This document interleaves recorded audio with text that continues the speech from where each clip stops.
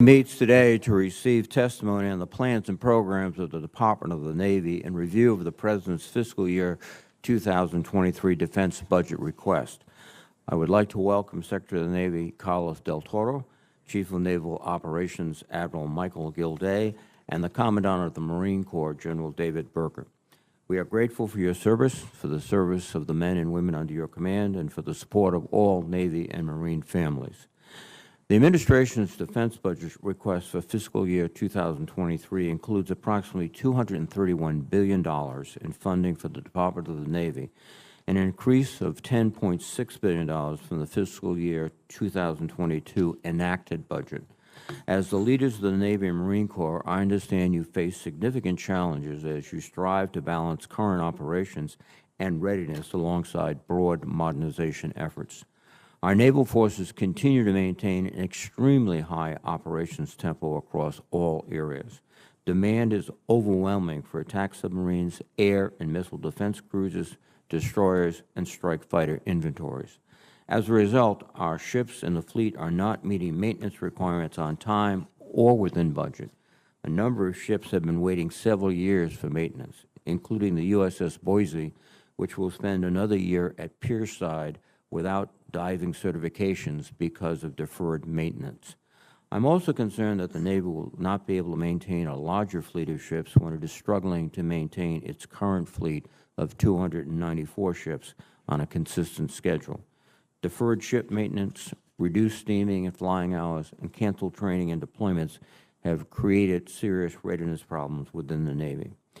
These problems are not limited to one sector, but are also being experienced by private shipyards and Navy shipyards. The 2022 National Defense Authorization Act directed the Navy to study how to improve the capacity in our shipyard industrial base, and the Navy has since begun the Shipyard Infrastructure Optimization Program to modernize and improve the efficiency of the public sector shipyards. We look forward to seeing the results of that effort. Looking ahead, I'm pleased that the USS Gerald Ford has conducted full ship shock trials, and we understand that she may be deployed later this year. Looming on the horizon over the next decade, the Navy will need to buy new Columbia-class ballistic missile submarines to replace the Ohio-class fleet. This is an expensive undertaking on a very tight schedule, and I trust the Navy is making every effort to keep this program on track. I would ask our witnesses for an update on these plans. This year, the Navy is proposing to retire a number of ships before the end of their useful service lives. This includes a plan to retire 9 littoral combat ships early, one of which would only be 3 years old.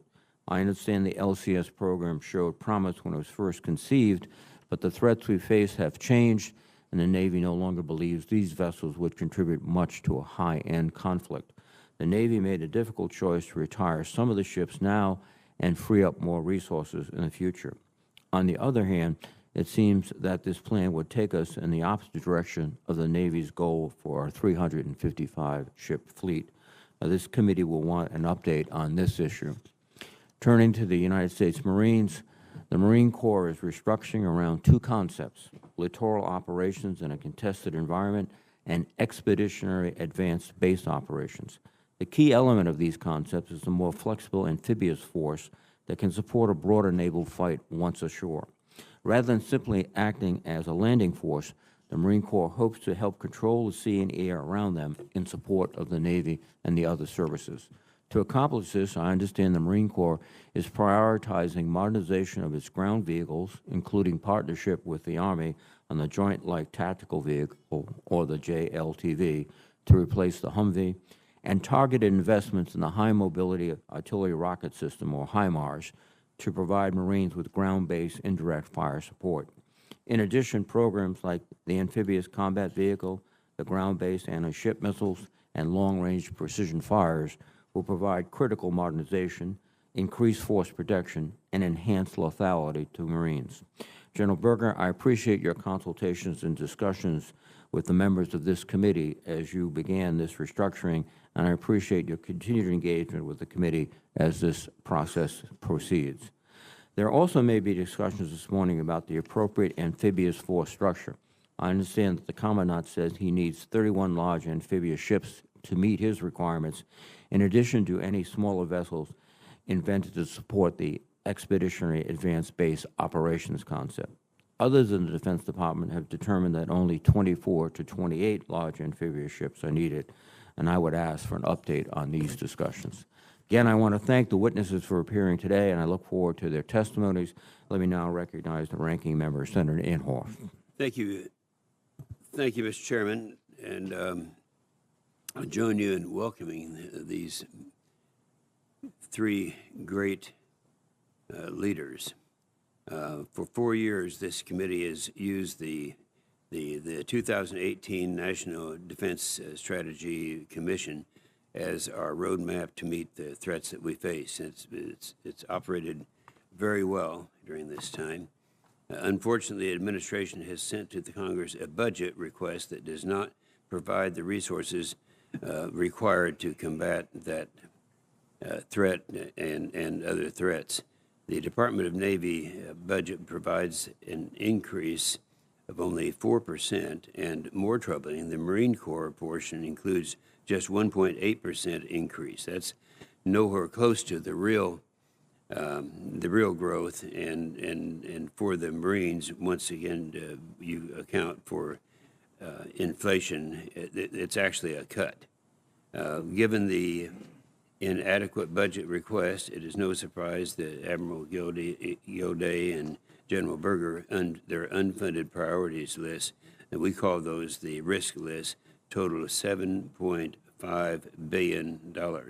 More broadly, I'm concerned about the state of our Navy and its downward trajectory, and I actually had four items I was going to mention on here. However, all four ended up being in the chairman's opening remarks, so I won't use those.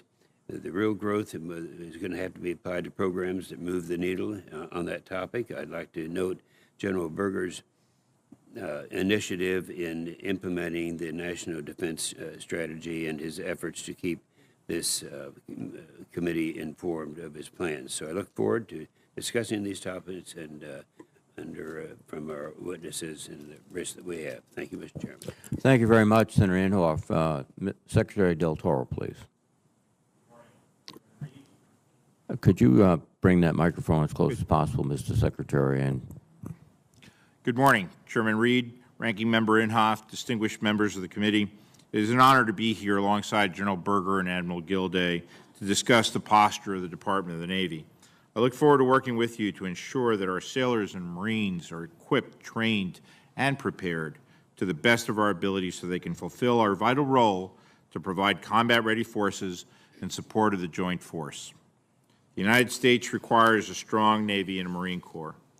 Our global economy and the self-determination of free nations everywhere depends on sea power. Our national security depends on sea power. That's particularly true in the Indo-Pacific, where Beijing's aggression threatens the rules-based international order that protects us all. To answer that challenge, your Navy and Marine Corps must have the resources and the power to maintain credible, integrated deterrence by campaigning forward from the sea, on the shore, and in the air. Thanks to the leadership of President Biden and Secretary Austin, this budget does provide the right balance of capacity, lethality, modernization, and readiness that we need to execute the National Defense Strategy. We will invest these resources through the execution of a concise, clear, and transparent strategy rooted in three guiding principles. First, maintain and strengthen our maritime dominance so that we can deter potential adversaries and fight and win decisively. Second, empower our sailors and Marines by fostering a culture of warfighting excellence founded on strong leadership, dignity, and respect for each other. And third, strengthen our strategic partnerships across the joint force, industry, and our international partners around the globe. We are executing this strategy through the integrated visions of the Marine Corps Force Design 2030 and the Navy Navigation Plan. I strongly support these visions and am committed to fielding the ready, capable, and modernized force required to ensure their success. To maintain and strengthen maritime dominance, we have to be serious about fielding and maintaining the right capabilities to win wars. That's why our budget strongly invests in a nimble, networked, and survivable Navy with platforms like Columbia, DDG Flight 3, with enhanced cyber and autonomous capabilities that enable our fleet to campaign forward in a distributed manner. And this budget invests in a truly expeditionary and persistent Marine Corps with the mobility and readiness to respond in force wherever and whenever needed. We're advancing cybersecurity and resilience efforts across the department with investments to expand in the cyber mission force teams, harden networks, and leverage artificial intelligence and machine learning to defend information infrastructure. To ensure the combat readiness of our platforms, we are more than doubling shipyard infrastructure optimization program, SIOP, investments over the previous budget.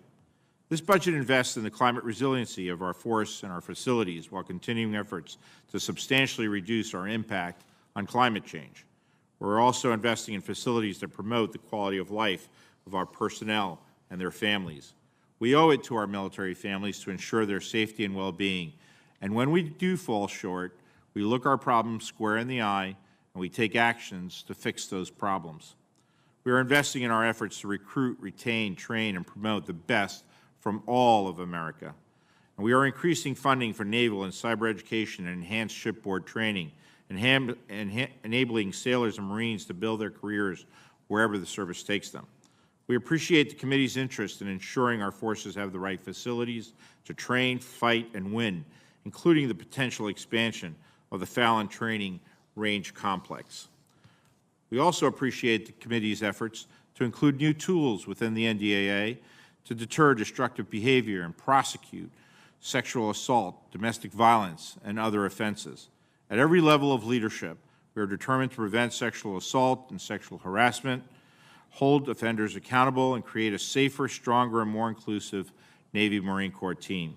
I want to close by noting the importance of strategic partnerships, from the Joint Force and our industrial base to our allies and partners around the world. I have seen our partnerships and alliances personally in action, from F-35B operations in the Indo-Pacific to NATO exercises in Norway and the Mediterranean. But our most important partnership is indeed with the American people. And that's why I'm grateful for the oversight and interest of this committee, and I look forward to continuing to work with you in the years ahead. Thank you. Thank you, Mr. Secretary. Admiral Gilday, please. Chairman Reed, Ranking Member Inhofe, distinguished members of the committee, good morning, and thank you for the opportunity to appear this morning with Secretary Del Toro and General Berger.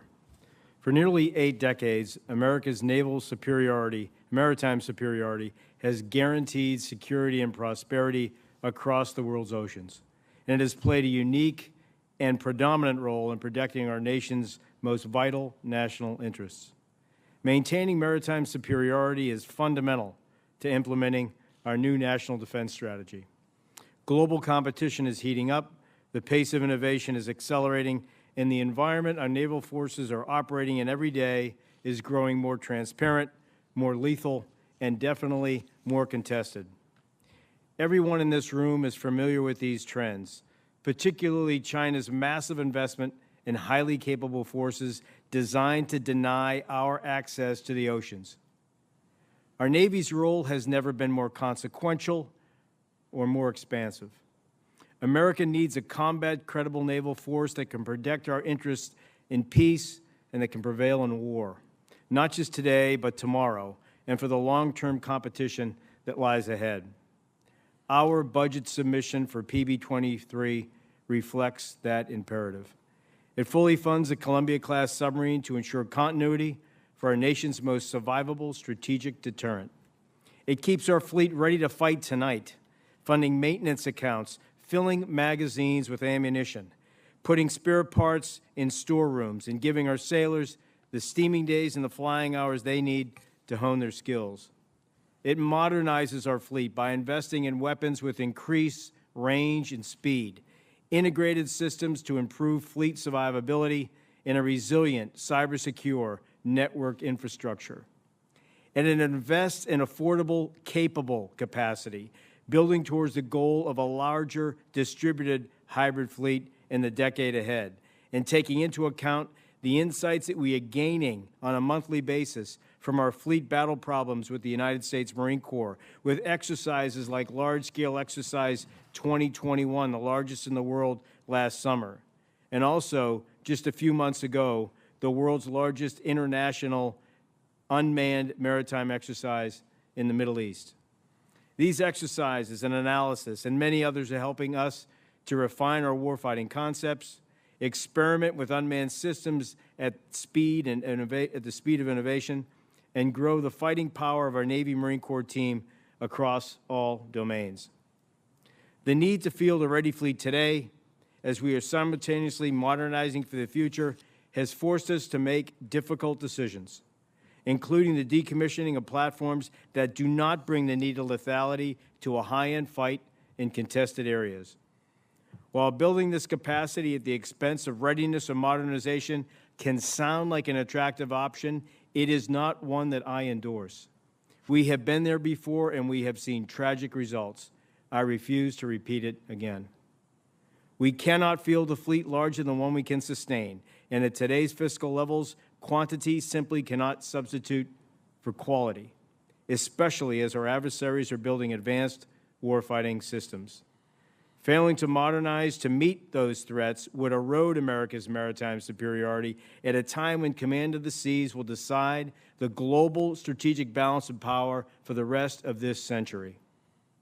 The stakes in this competition are extremely high, which is why your sailors, active and reserve, uniform and civilian, are committed to strengthening our naval power every single day. Thank you again for inviting me to testify, and I am grateful for the committee's support to our Navy and Marine Corps team. I look forward to answering your questions. Thank you, Admiral Gilday. General Berger, please. Chairman Reed, Ranking Member Inhofe, and distinguished members of the committee, as we sit here this morning in the backdrop of a war raging in Ukraine and the malign activities that are ongoing in the Indo-Pacific, it's a good reminder for me that we don't have the luxury of building a joint force for one threat, for one region, for one form of warfare. We have to be prepared for the full range of operations in places we might not expect and probably on timelines we didn't anticipate. That's why your Marine Corps' ability to respond to crisis in any climate and place is essential to our national security. 3 years ago, as the Chairman and Ranking mentioned, we embarked on an ambitious program of modernization in an effort to ensure that your Marine Corps could continue to meet its statutory role as America's force in readiness. And with the bipartisan support of the members of this committee, that modernization effort is on track and it's building momentum. Over the past 3 years, your Marine Corps has self-funded $17 billion worth of modernization. Today, I'd like to offer you an update in 3 areas where we've seen significant progress over the past 12 months. First, over the last 18 months out in 29 Palms, California, which is our live fire maneuver training site, we've conducted 9 force-on-force exercises over the past year and a half. Here's what we've learned. And these learned lessons have really validated what we thought from the beginning. Basically, that smaller, more mobile, more distributed units, if they can employ 21st century combined arms and they have organic ISR and they have loitering munitions, they are more lethal than larger units that employ traditional sort of force structures and traditional concepts. And that is entirely consistent so far with what we have seen in Ukraine. In less than 2 years, we formalized a concept for stand-in forces. And we built a capability that has dramatically expanded what we can achieve in support of both land and maritime operations. One of those stand-in forces is now forward deployed in Europe. And as the EUCOM commander recently testified here in D.C., his words, that force is precious for effective deterrence. Second, we achieved some important operational milestones. This year, we're going to deploy the amphibious combat vehicle for the first time aboard ship on a Marine Expeditionary Unit. And we will retire the AAV, the aging AAV, ahead of schedule. And we're doing that because of the support of this committee. This year marked the first deployment of an F-35B squadron aboard an Allied carrier, the first deployment of an F-35C squadron aboard a Navy carrier, U.S. Navy carrier. In fact, some of you all probably heard the brief from VMFA 211 aboard the HMS Queen Elizabeth. That was, in our opinion, significant advancement in not just interoperability, but interchangeability with both UK jets and Marine Corps U.S. jets, F-35s on board the Queen Elizabeth. That's how you commit to allies and partners. The Marine Expeditionary Unit, the MEU, enabled by amphibious ships, is the crown jewel of our naval expeditionary forces. No naval vessel in our inventory is capable of supporting a wider set of missions than the amphibious warship. And Secretary Del Toro, the CNO, and I all agree that the minimum number of L-class traditional warships, amphibious warships the U.S. needs is 31. And your support for sustaining that minimum capacity is essential to national security. Finally, this past year, we published a plan to modernize our personnel system. That will allow us to better recruit, train, align the skills of individual Marines, retain them, match them with the needs of the Marine Corps. All that said, what the Marine Corps does for this nation will not change. We remain America's force in readiness. We're capable of a diverse set of missions across the operational spectrum. But how we accomplish those missions is changing, and your support is critical to our collective success. And in closing, just like to offer to Ranking Member Inhofe our sincere gratitude for the three of us for your 50 years, sir, of public service. Army veteran, state legislator, mayor, U.S. representative, senator. Just on behalf of the sailors and Marines and all of us here at this table, thank you, sir, for your years of service. And with that, I look forward to your questions. Thank you very much, General Berger. Secretary Del Toro, one of the issues that is arising is the performance of shipyards. We saw, for example, in the attack submarines, there's a slippage in terms of both delivery time and increase in cost. The reason that most people give is the difficulty of securing appropriate labor and workers. What can you do, and what can the industrial base do to get back on track? Thank you, Senator. I'm also deeply concerned about the pace with which both our public shipyards and our private shipyards keep up with the maintenance that's required by both our submarine fleet as well as our surface fleet as well. I have visited most of the yards, all four public shipyards, and most of the private yards as well. I've met with the leadership of those shipyards to try to better understand the challenges that they face. Without question that the impact of COVID over the last 3 years has been significant. We continue to cooperate very collaboratively, thanks to the support of the Congress as well, in making investments in those shipyards, both capital investments and also investments with regards to the talent management that's necessary to run those shipyards. I believe that there's still a lot of work that needs to be done, and it does take a team to work this through, obviously. But the other message that I've also relayed to the leadership of these shipyards is that they also have a responsibility to deliver these platforms on time and on schedule, and they need to divert the proper resources necessary to do so in terms of capital equipment and also in terms of hiring the necessary workforce at those shipyards in order to increase the pace at which these maintenance cycles are taken. And let me, if I could ask the CNO to just weigh in as well on this issue. Could I? Oh, yes, sir. Forgive me. I thank you, because General Berger, Force Design 2030 recognizes this is a much different world than 10 years ago, 20 years ago, certainly 30 years ago. Since World War II, we've basically had guaranteed air superiority if we choose to fight. We also had relatively uncontested logistics.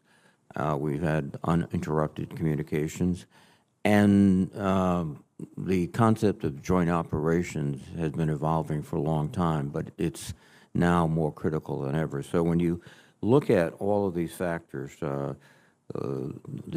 lack of superiority, logistics difficulties, communications that might be disrupted, and the need to operate as a truly joint force, I assume that has informed your view of what you want to do with the Marine Corps in terms of your new design. That's entirely accurate, Chairman. I don't think any of the Joint Chiefs, if all of us were lined up here, would say it any different. Especially on the high end, we will fight. We will operate as a joint force. And we have to have a pretty keen understanding of the joint capabilities involved there and where each one of us, where the overlaps are and where the gaps are. The areas that you highlighted, air superiority, command and control, logistics, absolutely are part of the focus. We also know that we're not going to match a country like the PLAN number for number, but that's not actually how we're going to deter and how we're going to dissuade them. It's going to be asymmetric. Lastly, I would say the need to operate forward, as the Secretary and CNO highlighted, paramount. You got to know what they're doing.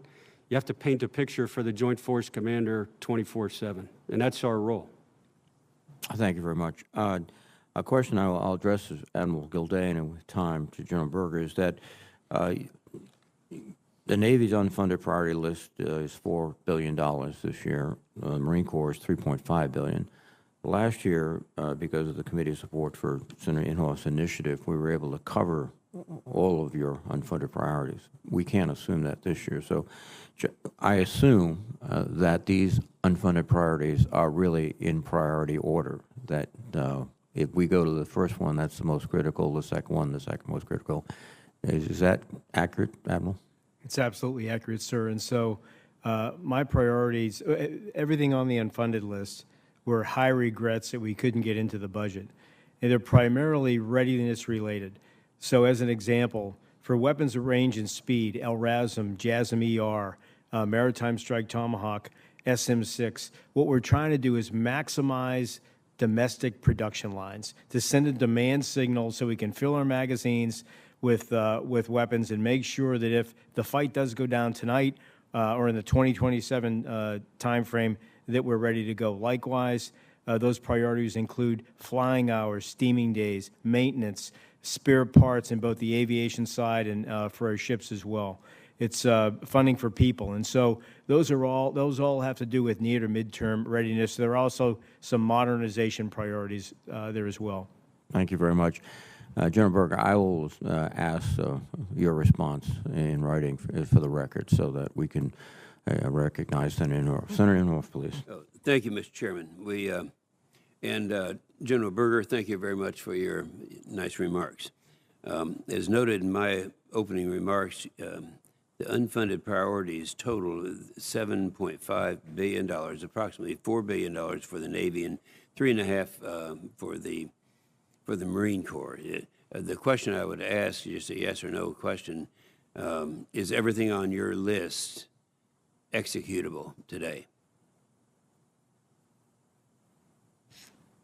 Yes, sir. Same for the Marine Corps, yes, sir. Yes. Well, all right. Thank you very much.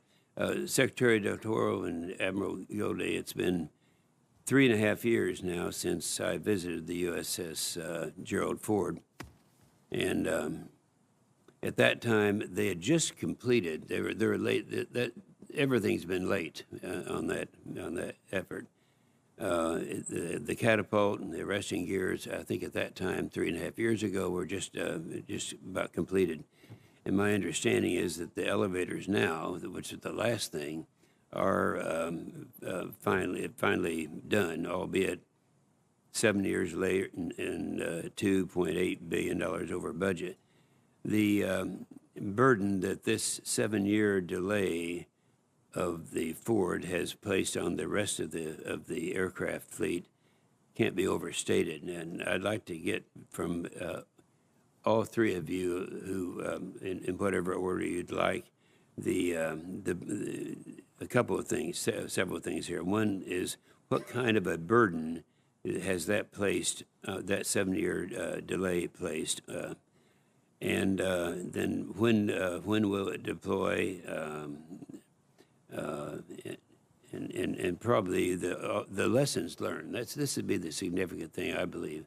The lessons learned. I've talked to each one of you over a period of time on the, you know, how much of this could be a result of the sole source situation. So any comments you want to make just on the forward, now that have reached this important time zone, I'd like to hear from you. Thank you, Mr. Chairman. First, I'd like to say that you charged me at my confirmation hearing to fix the elevators on the Ford. I'm at least pleased to say that they're fixed on the Ford now. Yeah. I think when acquiring ships of this nature, which are extremely complicated, it's very important to ensure that we fully understand the hull, we fully understand the maturity of the technologies that we're going to put on those platforms before we actually acquire them. And I think that those are some of the key lessons that are being learned as we look at DDG Flight 3, as we look at a future DDGX or SSGX, as well as the Constellation-class frigate. And so I'd like to say that the mistakes that were made in the past are being applied very aggressively to these new acquisition programs that are going to be rolled out in the future. I think the criticality of land-based testing, for example, for the engineering plants is also very critical to this, and the submodules that are necessary to go onto these platforms. And I'll ask the CNO to continue the conversation in the limited time we have. Sir, the biggest lesson learned from Ford and other platforms is that we need to drive down technical risk in these programs.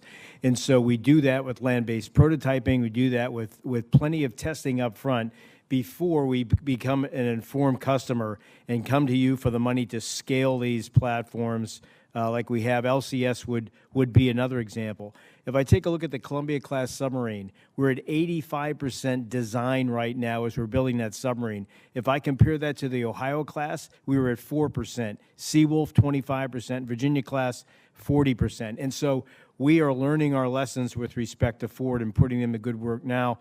We have money in the budget with respect to unmanned to actually have land-based prototyping, significant land-based prototyping in Philadelphia, as we've had with other ships, so that, again, we can make informed decisions before we scale platforms. Yeah, let me comment before the third. I wasn't being critical in terms of, certainly not any of the three of you, but the fact that it did take a longer period of time does have implications on other vehicles that are out there. Yes, sir. It has. Obviously, funds have been diverted in order to keep, Ford moving along track. We're very pleased to get her deployed later on this year and likely again the following year. I want to keep her in a high degree of op tempo.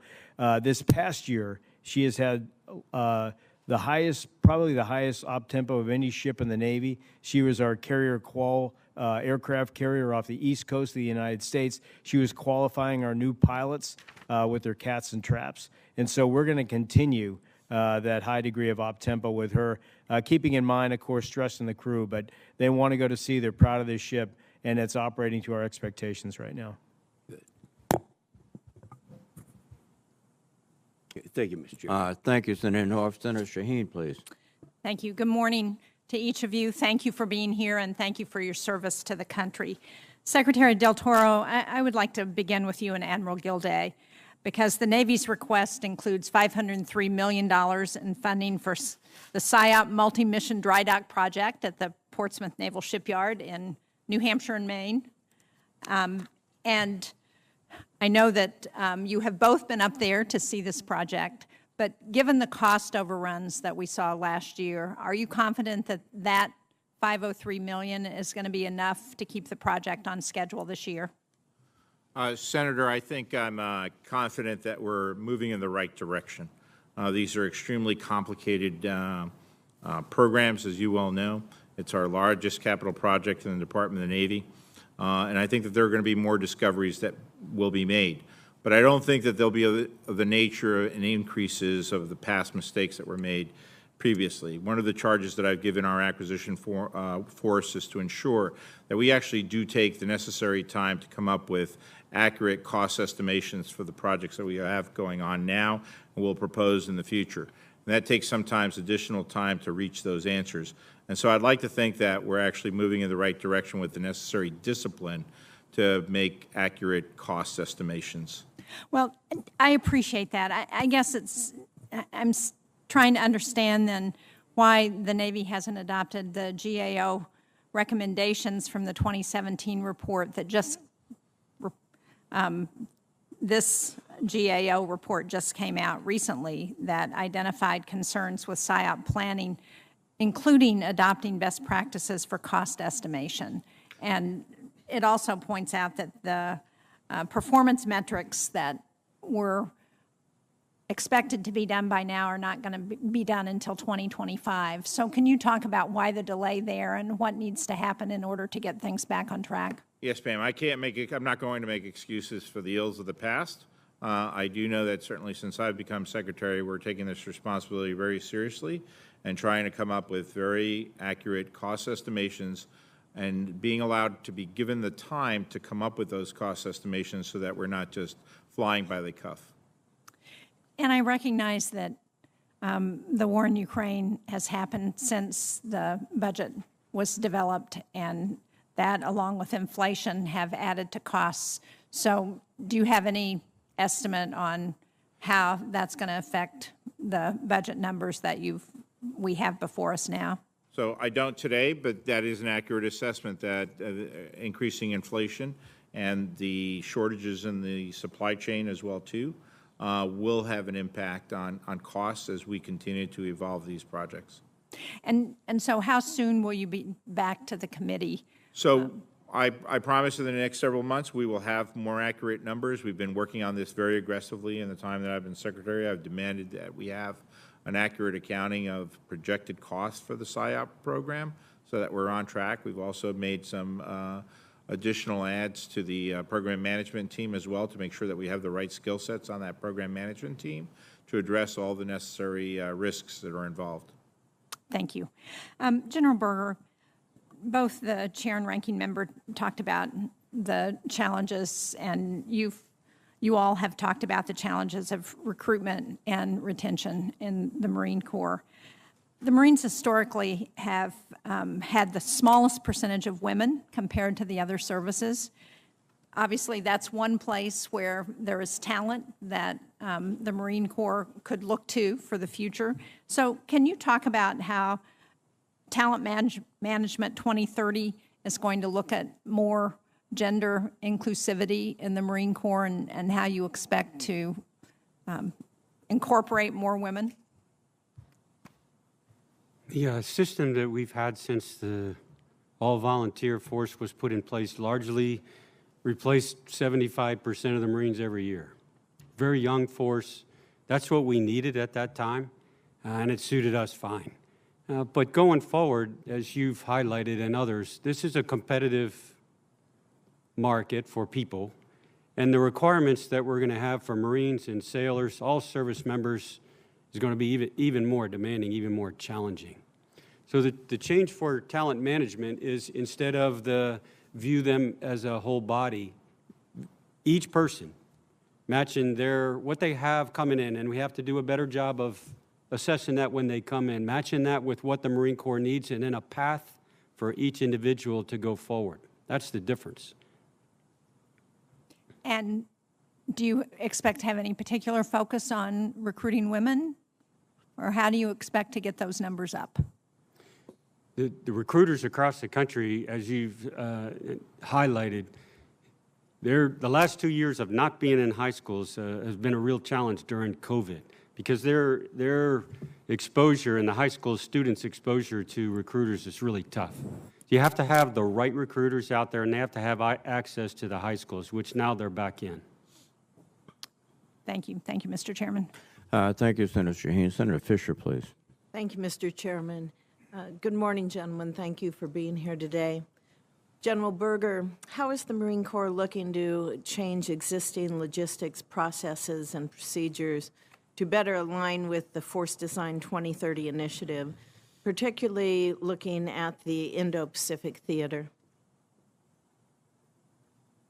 The framework we have for logistics in the Indo-Pacific theater that you highlight largely assumed a protected backside. It assumed that we would not be contested. We don't assume that going forward.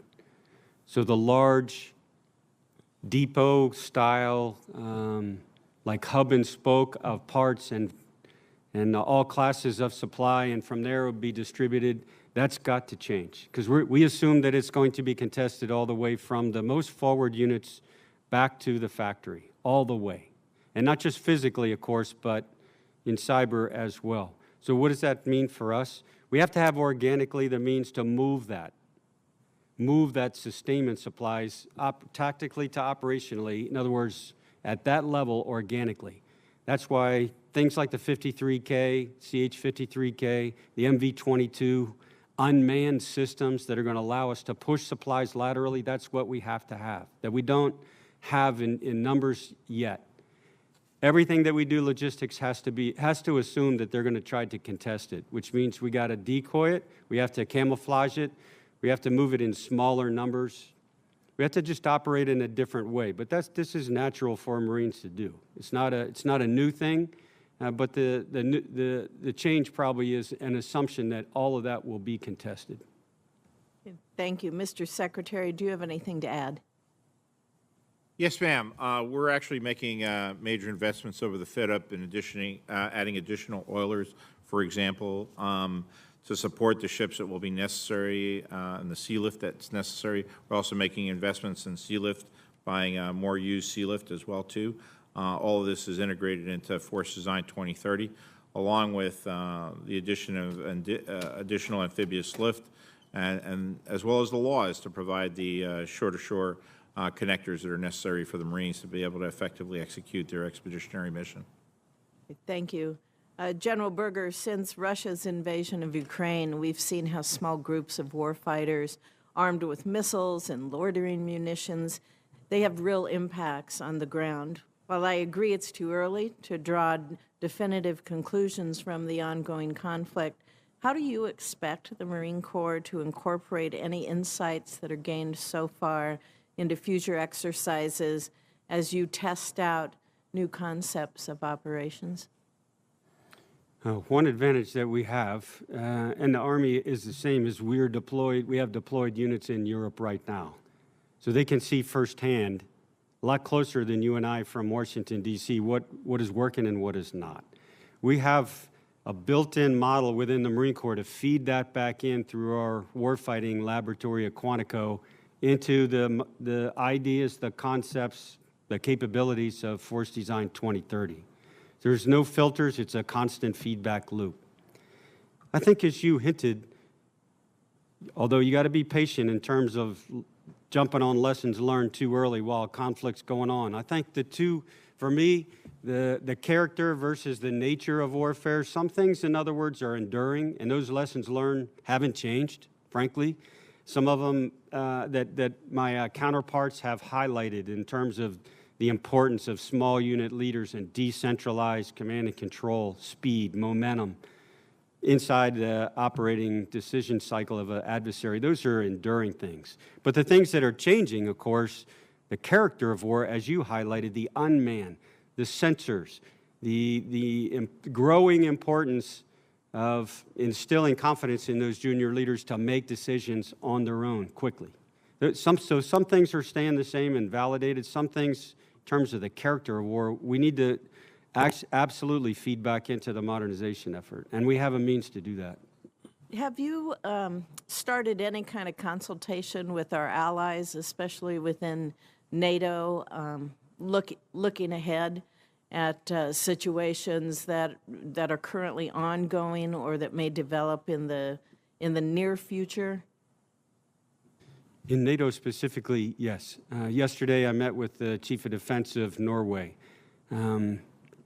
I traveled to Norway last month, met with my counterparts and the Vice Chad in Norway. In Poland right now, we have Marine units operating in Poland and Latvia and Estonia. We have a good exchange back and forth about what's working and what's not. Okay. Thank you very much. Thank you, Mr. Chairman. Thank you, Senator Fisher. Senator Kane, please.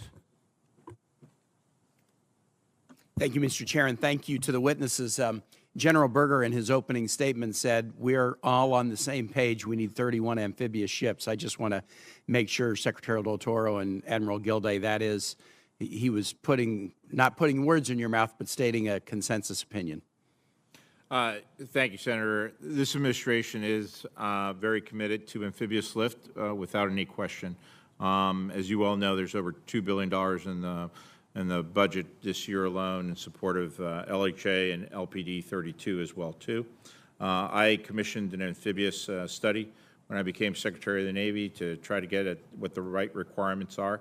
That was coordinated closely between the Navy and the Marine Corps, and we informed the Cape as well of all of our progress.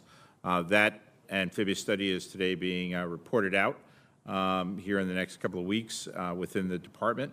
The findings of that amphibious study will also be included in the ongoing force naval structure analysis that is taking place right now in preparation for POM 24. And I suspect that as we conclude all those assessments, we'll see considerable support for amphibious lift moving forward. Admiral Gilday.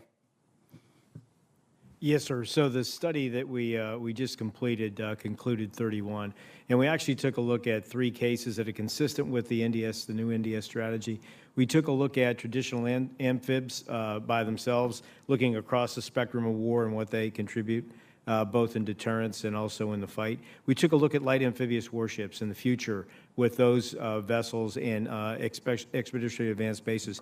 And then we took a look at traditional amphibs and light amphibs together. And so we tried to take a look at holistically, not just in the first 2 cases, but at the total amphibious fleet, postulating as best we can how we'd use them in the future. That's informing both the final number and then our acquisition path to field them. Well, this is good news that, you know, there have been mixed messages about this, and the OSD Cape had numbers as low as 12 or 24. So I know the study will be out formally soon. Based on the testimony today, we expect to see that at 31, and I appreciate your testimony. Secretary Del Toro, I want to ask you about the George Washington. There's been this series of deaths, but also the underlying conditions that sailors endure while a carrier is undergoing an overhaul. These overhauls are unlike others, which might be months at a time. They take several years. The GW has been in overhaul since 2017, and that means that some sailors will spend their entire career on a ship that never goes to sea, and they'll never perform the duties that they train for after graduating from boot camp. I wonder if that fact, the length of these berths in the shipyard, is a challenging factor. And I know that you were in a shipyard with one of the ships you commanded for 18 months during your active duty career. Talk a little bit about how the Navy is looking at this George Washington situation, not only the particular instances, but the particular challenges that result from these very lengthy shipyard berths. Yes, sir, and thank you for your question, Senator. Without question, there's no greater responsibility than our safety of our sailors and our Marines, and particularly when sailors go into an extended overhaul in a shipyard. Shipyard life itself is challenging enough. When you're in the shipyard that long, it presents additional challenges. And I think institutionally, the Department of the Navy, we need to collectively do a better job to provide the necessary resources to the ship itself in the contracts that are negotiated with the shipyard itself to provide a higher quality of life for those sailors in the shipyard. There are 2 investigations that are ongoing right now, a command investigation, as well as an additional investigation by the Navy to look at some of these additional quality of life factors that perhaps played a role in this very unfortunate situation. But we need to develop a plan that's more robust than what we're currently doing for especially aircraft carriers, because you're introducing upwards of 2,500 sailors into an already challenging environment. Thank you, Mr. Secretary. And finally, General Berger, I'm just going to conclude. My wife and I are moving this weekend from the family home of 30 years into a condo. And every drawer we open is a memory, and everything we throw away is a memory, and everything we give to the kids or to refugee families is a memory. We're excited, but change is hard. Change is hard. And I've been thinking about that a little bit in connection with some of the comments about Force Design 2030. I for one, appreciate the fact that you've rethought fundamental assumptions and recognize the great things we've been doing, but also that the realities of the world mandate a Marine Corps that can perform the same mission but in very different ways, and that you're willing to embrace some significant change. I appreciate it. Thanks, Mr. Chair. Thank you, Senator Kane. Senator Cotton, please. Good morning, gentlemen. Welcome. Thank you all for your testimony and for your service to the country. Mr. Secretary and Admiral, I want to thank you, too, for taking the time recently to discuss the findings of the report that I commissioned with a few House members about the state of culture and warfighting in the Navy, especially the surface Navy. I want to thank you for your thoughts on what you're doing to try to address some of those challenges. Mr. Secretary, I want to raise one of those specifically with you. What the report found was the so-called zero defect mentality in the Navy, especially among the officer corps in the surface fleet. Could you talk to us about the specific policies that you have enacted since you took over to counteract that zero defect mentality? Yes, sir. It's more about an approach to our cultural approach in the Navy with regards to command.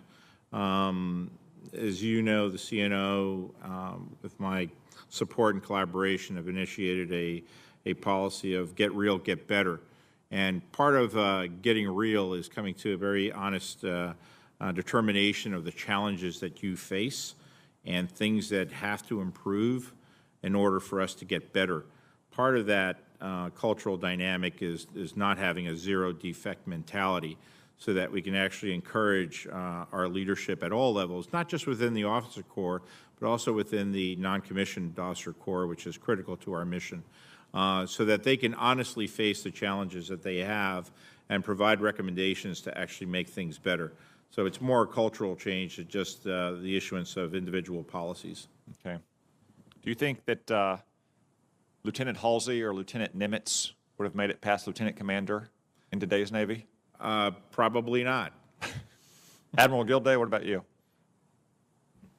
Sir, one of the things that we did recently is I issued a new charge of command. So this is direction to our commanders, and I specifically addressed some areas where we have a Navy where we don't have tolerance. Drug use would be an example, but we certainly can't be a no-defect Navy. And so one of the things that, in terms of changing the culture that I'm trying to, that we together are trying to institute, is this idea of embracing the red. So as you see slides in the Pentagon, they're usually stoplight slides, and people like to focus on things that are green, things that are going well, swimmingly well, when what we really need to focus on and create an environment to address is to embrace the red and to fix the red. So this gets right to the fundamental need to be able to self-assess and then to self-correct as individuals, as an institution.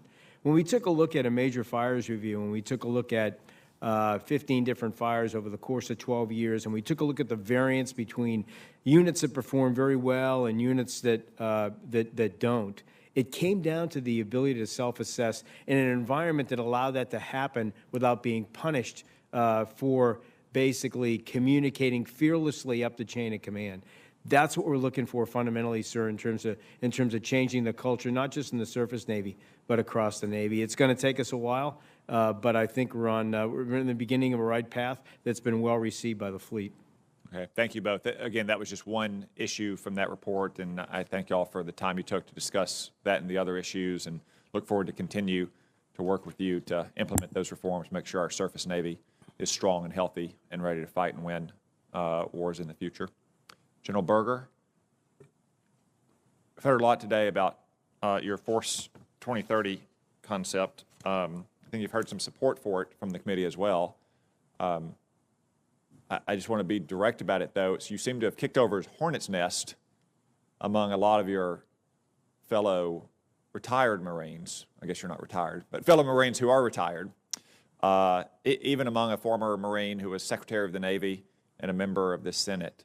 So I just want to give you a chance in plain English to respond to their many public critiques of your plan. Why do you think they're wrong in those critiques? The genesis, the start point was really General Dunford when he was Commandant, and then followed by General Neller when they, in a setting like this, articulated that the Marine Corps, although it was very healthy and capable at that time, was not organized, wasn't trained, wasn't equipped for what the National Defense Strategy called for. I agree with that. I also think that the speed at which we have to change is not necessarily driven by ourselves. It's driven by the adversary. It's driven by the pace of change of the threats. The level of risk is probably where it boils down to between those who feel like we should go at a more conservative, slower pace. I am driven by the pace at which the adversary is moving. We have to stay in front of that. And my job, like the CNO's, is not just to make sure that the Marine Corps is capable today, but 5 years from now, that we have a margin of advantage over the PLAN or whatever the pacing challenge is 5 years from now. That's our job. Thank you for the testimony, and thank you for all the hard work you've put into that. I hold you and the Marine Corps in high esteem. I hold many of your critics in high esteem as well, though. And I know the committee will be working through all of those arguments about what's happened because we share the same goal about a Marine Corps that's ready not just to fight today, but fight tomorrow as well. Thank you, Senator Cotton. Senator Hirono, please. Thank you, Mr. Chairman. Secretary Del Toro, thank you for your support and commitment to deal with the Red Hill fuel installation situation in a way that helps restore Hawaii's confidence in the Navy. So the President's decision to include $1 billion for the Red Hill Recovery Fund in his fiscal year 23 request to permanently close Red Hill not only protects the island's drinking water, but ultimately benefits our operations in the Indo-PACOM AOR. The closure of Red Hill is going to be a multi-year and multifaceted endeavor, and will require the Department of Defense to work closely with the Hawaii Department of Health and the EPA. Secretary Del Toro, can you explain how the Navy is planning for the execution of these funds and any concerns you have related to the safe defueling of the tanks and closing of the facility? Thank you, Senator. Thank you, Senator, and thank you for your leadership on this issue. It means a great deal to our sailors, our Marines, our Air Force, our Army soldiers, and of course all the people of Hawaii as well too. And I'm pleased that the Department of the Navy has collaborated very closely with all the agencies in Hawaii, on Oahu, and elsewhere on this very important task. We will continue to collaborate and work very aggressively with all the appropriate agencies. As you know, I have a requirement to submit to the Secretary of Defense a POA&M. We are currently in the assessment stage of putting together that plan of objectives analysis memorandum to come up with the right steps that are necessary. At the same time, there are several investigations that are underway that are going to be revealing matters and issues that have to be corrected as well too. Those findings will be included in our overall plan. There is a third-party assessment, as you know, that has concluded and is being reviewed right now in the Department of Defense so that we can properly make the investments that are necessary to determine what steps have to be taken to properly and safely defuel Red Hill. And we'll be collaborating very closely in accordance with the executive order that was just issued, the revised executive order. As you know, we've appealed the right to a hearing on that, and we wish to continue to collaborate very closely with Hawaii and all the involved agencies to get to the right result, so that we could also inform the Congress in terms of the investments that have to be made to properly execute the plan. Well, what started off from my perspective as a situation where the state of Hawaii, the Navy, DOD at large, we were definitely not on the same page, and that's why your commitment to collaborating, and where I have seen that the state of Hawaii is withdrawing probably some concerns they had about the third-party assessment, and the Navy holding back on some appeals processes that they could pursue. I think that's what we have to do, that everybody needs to get on the same page and work together. So that's what I'm looking for, because this is a very complicated situation, as you well know. General Berger, we've heard a lot about the commitment to a 31 amphibious ship situation, and this is a new number. So how would terminating the LPD line and having fewer than 31 ships impact the Marine Corps' ability to respond globally? What I'm getting at is I, too, am committed to 31 ships, and there are people who don't think that that's the right number. But what if you have fewer than 31 ships? What does that do to your ability to respond? global? I'll start off, and if there's time, ma'am, ask the CNO if he has additional thoughts. But from my perspective, with the rest of the Joint Force modernizing as it is, the Marine Corps is probably one of the best hedges you have right now in the next 4 or 5 years. We have to be forward. We have to be ready. This study that came to the result of 31 incorporated, as the CNO highlighted, not just scenarios that OSD uses, but how to deter, how to respond quickly. 31 is a floor. Even with 31, there is risk. Of course there is. If we don't have 31, there's things that are going to happen in the next 4 or 5, 6 years where the U.S. cannot respond. And the worst case is somebody else gets there first, and they're not a friend of ours. Admiral Gilday, do you have anything to add? I do. Thank you, ma'am. So this is all about speed. It's about flexibility. It's about agility. It's about having options, not just in one theater, but around the globe. And so, the Fleet Marine Force afloat provides options to every single combatant commander, whether it's in the high north where we see those forces exercising today, or whether it's in the Middle East, or whether it's in the Western Pacific. Everything from humanitarian assistance to they are perhaps our best platforms for working together with allies and partners. Why? Because they're like F-150 trucks filled with hundreds of Marines with K-bars in their teeth. They're a motivator. They're a motivator for allies and partners. There's hundreds of different uses. You're almost only limited by your imagination in terms of how you can use that force. So again, they provide options, agility, speed, and I think the number 31 allows you to get more ships at sea and allows you to have more options. Thank you. Mr. Chairman, if I could just make two very short observations or comments regarding our PSYOP. We better do a much better job of estimating the cost of the dry docks and all of that, because that was a huge difference in what was happening with Portsmouth. That the cost estimate was $750 million, and then the contract came in at $1.7 billion. Huge difference. We need to not have that.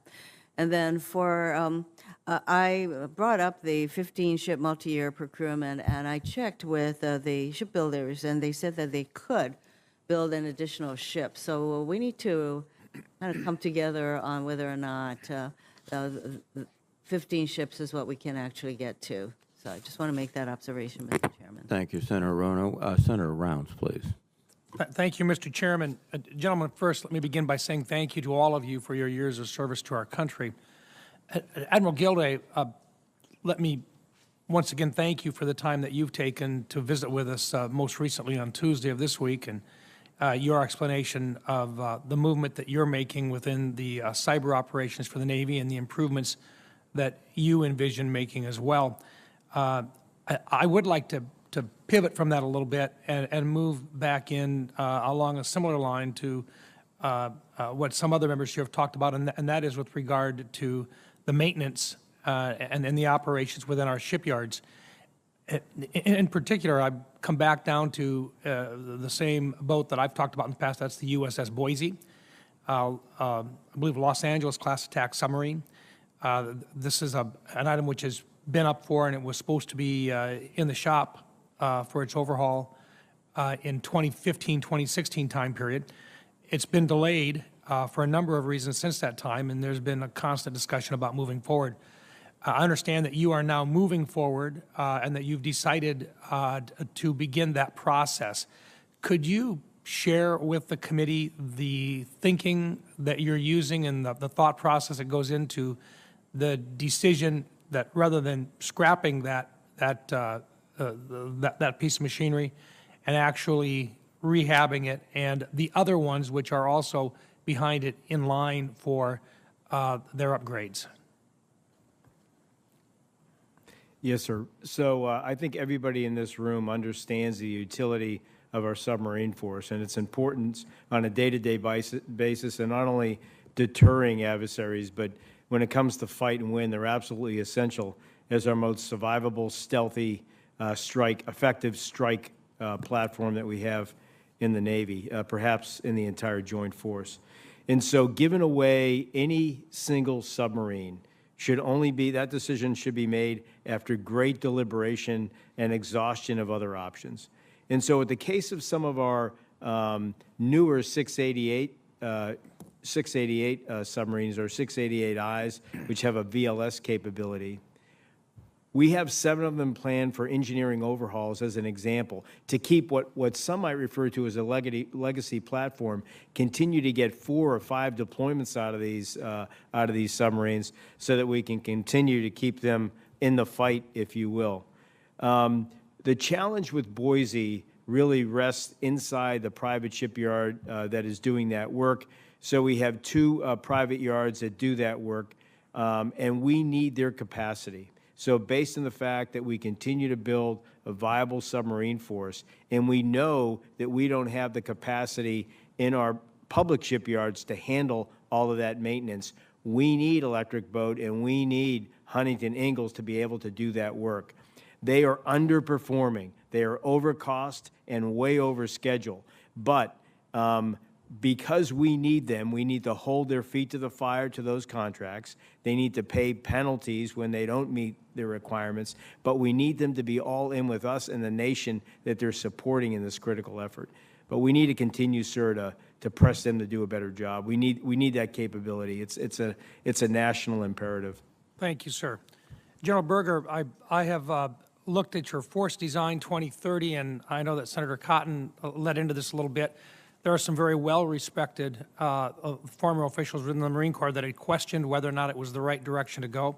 I appreciate the fact that you've continued to move forward, but I think perhaps just for the committee, we could walk way back a little bit in terms of all of the reasons for the need to move in this direction. And I think back to perhaps, and I may be off on this, but in the Nagorno-Karabakh War between Armenia and Azerbaijan, which was fought between September of 2020 and November of 2020, we saw 2 countries that really did not have huge armies, and yet in a very short period of time, Azerbaijan was able to have a very decisive victory using 21st century weapon systems, including loitering munitions, long-range precision fire, a lot of the items that you're identifying as being necessary for the Marine Corps.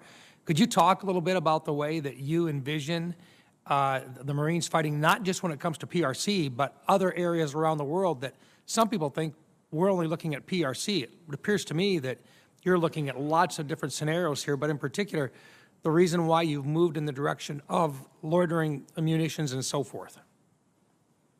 Some folks have written about the precision strike regime, the evolution of that over the past 15 years, 20 years. I'm in full agreement there. Combine that with the proliferation of sensors makes it a very different battlefield than we had 20 years ago. So we have to be able to operate inside the threat's collection range, inside their weapons range, and be lethal, both. That meant adjusting the construct, the warfighting concepts of the Marine Corps and our own structure within to make sure that we can operate inside there persistently, strip away the adversary's ability to collect against the joint force and collect against them all at the same time. That's where we're headed. It's a different force than we had in Desert Shield, Desert Storm. It's not a persistent, it's not a second land army. It's what the nation needs us to be able to do. Thank you. Thank you, Mr. Chairman. Thank you, Senator Round. Senator King, please. Thank you, Mr. Chairman. I want to start with an observation. Senator Kramer and I, the other night, had dinner with a former member of the Ukrainian parliament from Odessa, and he told us this is a side effect of this war that I thought reflected well on our support of the Ukrainians. Apparently, a common name for a new male Ukrainian baby these days is javelin, and for female babies, it's javelina. And I thought that was an indication of the importance of the support we're providing to the Ukrainian people. Mr. Secretary, I want to start with a compliment, which often doesn't occur at these hearings. I want to compliment you because, as I see it, your largest single increase in your budget is R&D. And I think that is absolutely essential. Looking back through history, Technology often wins wars, or certainly has an important influence on the outcome of wars. In World War II, radar and, of course, the invention of the atomic weapon, which was pure R&D, ended World War II. Going back to the Battle of Agincourt, it was the longbow, and even the homely stirrup, many historians believe was the basis of Genghis Khan's ability to conquer the known world at that time, because it provided stability to his archers on horseback. So I want to thank you for that. Now, here's the question. I believe the technological breakthrough of this moment in time is the hypersonic missile. And my question is, are we dealing with that issue both from a defensive and an offensive capability point of view with the requisite sense of urgency? My concern is that for example, our forward presence in the Pacific is based upon aircraft carriers.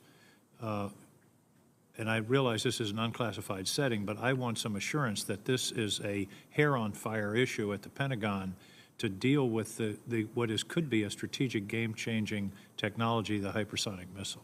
Thanks for the question, Senator. And let me assure you wholeheartedly that this is a hair-on-fire type of investment in terms of developing the necessary, not just developing the R&D for it, but also, as it applies to all our platforms, ensuring that we can quickly acquire that technology from the R&D to capabilities that we could actually put in the hands of the warfighters across the board. And with regards to hypersonic, yes, we're making major investments in hypersonic. I feel quite confident that we're going to be seeing some of these tremendous capabilities, particularly CPS on Zumwalt-class destroyers, be deployed within the next couple of years. And then we'll be aggressively deploying those ships in the Indo-Pacific where they'll be most needed. Admiral Gilday, are you comfortable with our progress in dealing with the strategic No, sir. implications of hypersonic? I'm not, but I'll tell you what we're taking a look at with respect to terminal defense, layered terminal defense. Right now, we are deploying directed energy systems on some of our ships. We are testing it real time against both swarming surface vessels as well as a ballistic missile defense system, which gets your point about hypersonics. High-powered microwave is another critical technology that we're investing in.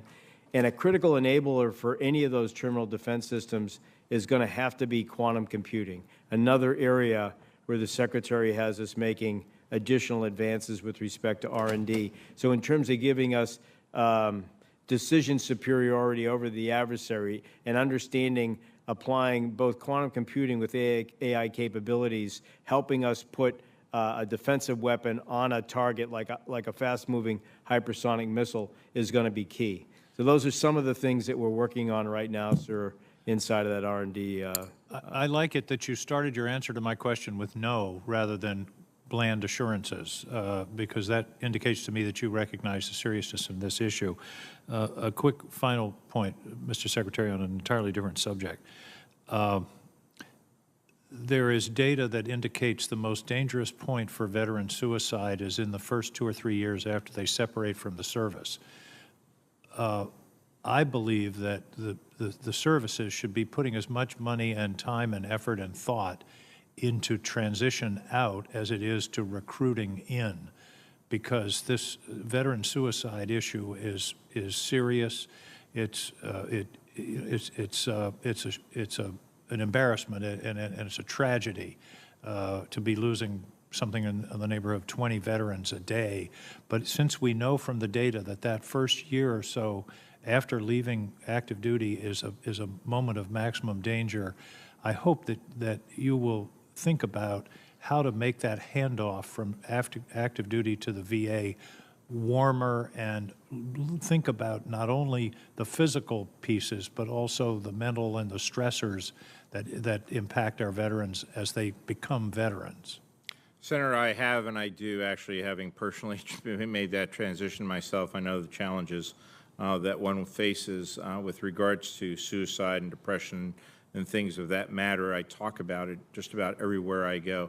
I talk about how important it is for our sailors to take care of each other, to really care for each other throughout. When a sailor shows up to the ship or the squadron, wherever it may be, while they're there, and as they transition from their command to another command or to the civilian sector as well too. So we are focused on that, and we actually do work with the Department of Veterans Affairs on this issue. Thank you. I hope that'll be an urgent priority as well. Thank you, Mr. Chair. Thank you, Senator King. Senator Blackburn, please. Thank you, Mr. Chairman, and thank you to each of you for your service and for being here with us today. I want to start with the nuclear posture review. And Admiral Gilday, yesterday in the House Armed Services Committee hearing, you were asked about support for continuing SLCM. And your quote was, you supported continuing it while we get a better understanding of the world we live in with two nuclear-capable peer competitors. And this is something that I've talked about with our commanders as they've come before us for their hearings. And I've mentioned it to our chairman of the Joint Chiefs, and they have all expressed concern with the administration's decision to cancel the Sea Launch Cruise Missile and have the administration's position that that is redundant with our other capabilities. That is something that causes me concern. And so, Admiral Gilday, I appreciated your remarks on this. So, Secretary Del Toro, let me ask you, what's your position on this? Yes, ma'am. I agree with the President's budget. I believe that we should zero out the SLCM line. I believe the President has all the tools in his toolkit necessarily to deter and deal with the threat of a tactical nuclear missile. So you're not worried about our capabilities? I am not. I believe that the President has all the tools in his toolkit with the W-76 and your weapon assessment to of China deal with. As a with their push on great power competition, that doesn't keep you up at night or worry you? That absolutely keeps me up at night and worries me. But as far as deterring China's nuclear capability, I believe that we far exceed what we have right now in terms of being able to deter the use of a tactical nuclear missile with the W-76 What message do you think it sends to our competitors if we're going to reduce rather than bolster our nuclear capabilities? I think the message that it sends is that we're actually using those resources to the tune of about $30 billion to make the necessary investments So you in completely hypersonics. agree with the President? Excuse me, ma'am? You completely agree with the President? I completely agree with the President and Secretary of Defense. That's what I wanted to know. Admiral Gilday, you also referenced in your words, a particular gap in capabilities which SLCM could fill. So tell me, what is that particular gap? So the gap specifically is the tactical nuclear capability of specifically Russia, but gaining steam is China. And the question is, how do you best close that gap? SLCM has been offered as a single-point solution. I would offer that there are others to think about, including low-yield nuclear weapons that we deploy right now and had support of the Congress making those changes based on the previous NPR.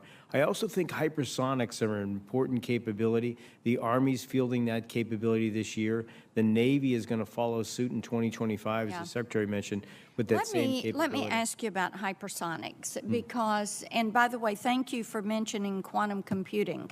I totally agree with you, and Oak Ridge National Lab is doing some great work in quantum research. When we look at hypersonics, and we look at Arnold Engineering Development Center in Tennessee, which has the capability to support this hypersonic supply chain. Talk to me about where you think we are with modernization for our testing facilities, where we are with outsourcing when it comes to our hypersonic capabilities. We continue to make investments in the testing facilities, including the testing facilities that allow us to take a hypersonic weapon and to refine its capabilities so that it's actually able to be launched from a submerged submarine, because we want to put that capability aboard our new subs as early as 2028. So that's an example of continued investment. As I look at the hypersonics program, that it's a joint program among the services, we are meeting every benchmark and milestone in that program. So I'm confident, I have a pretty high degree of confidence that in the Army system that will field this year in a mobile system, and then the Navy system to follow suit. Ma'am, I think with the continued support of Congress and those funding lines, and last year, you actually doubled the Navy's funding for hypersonics, which we're grateful for. Well, I spoke to General Brown during the Air Force posture hearing about this issue and the capabilities that we have at Arnold, and also about looking at how we leverage risk and how we take more risk in pushing forward in this sector. Thank you, Mr. Chairman. Yield back. Thank you very much, Senator Blackburn. Senator Kelly, please. Thank you, Mr. Chairman. General Berger, I've got a question about Marine Corps Air Station in Yuma. Arizona is really proud to host the Marines in Yuma, including F-35 squadrons. I've had the opportunity to fly the F-35 simulator a couple times. It's nice to know that our fighters, our premier fighters, outmatch those of our adversaries, and we're happy to have them in Arizona. So we've got this premier fighter, but we also have a base that has some infrastructure problems, critical infrastructure. At Marine Corps Air Station Yuma, they're currently planning to upgrade the water treatment facilities on the installation. And my understanding is that the current treatment plant was built in 1947, so it's nearly 80 years old. And this treatment plant supplies water for a large part of the base, the base's systems, but also supplies water for family housing and tenant commands, and the water doesn't meet water quality standards. And I understand that the current budget plans would seek funding for this project, would not seek funding for this project until fiscal year 2026. So I'm concerned that the system is not able to meet these water quality regulations for potable water. And this cannot be, with the current plan, will not be addressed for a number of years. So, General, are you looking to expedite projects like Yuma's water treatment plant that affect the health and safety of our Marines and their families? Thanks, Senator. Having lived at Marine Corps Air Station Yuma in 1991 to 94, I think, I know exactly what you're talking about. If you'll allow me, Senator, I'd like to look into this problem and come back to you individually with where that project is in funding and, to your point, what might be done to accelerate it. But you're never going to, I don't think you expect us to shoot from the hip. So if it's okay with you, I'll do the homework, and I will come back to your office with, here's where it lays right now, and this is what it would take to accelerate it. I appreciate that. I've spent a lot of time down there on the base looking at facilities. You know, I really love looking at the airplanes and spending time there, but as important as the airplanes are, you know, things like enlisted housing, which also my office would like to follow up on that issue as well. Got a totally different question for Secretary Del Toro and Admiral Gilday. So in April, the State Department announced that the United States and India had agreed at their recent 2+2 dialogue to explore possibilities of utilizing Indian shipyards for repair and maintenance of ships of the U.S. Maritime Sea Lift Command. I was in India just a few weeks ago and had discussions about this with Indian officials, Deputy National Security Advisor, their Secretary of Defense, and they were really interested in this opportunity and optimistic about it. So in connection with this possibility, Mr. Secretary, to what degree would doing this work enhance Navy and DoD operations in the Indo-Pacific region, and would doing this work in Indian shipyards strengthen U.S.-Indian relations. Thanks, Senator, and thanks for your dedication to this issue, because what distinguishes us from the Russians and the Chinese is the alliances, the strength of the alliances that we have with our partner nations around the globe. And that is no better example of our relationship with India as it continues to grow. And while the specifics of this deal is being negotiated, I think overall it's a perfect representation of what we need to continue to do around the globe as well in order to support our ships deployed in the Indo-Pacific. The CNO has been very engaged in this. If, with your permission, I'd like to ask him to discuss the matter further. Thank you, sir. So I visited India, and I specifically asked to go to Mumbai to take a look at their civilian shipyards to see for myself what their capabilities are.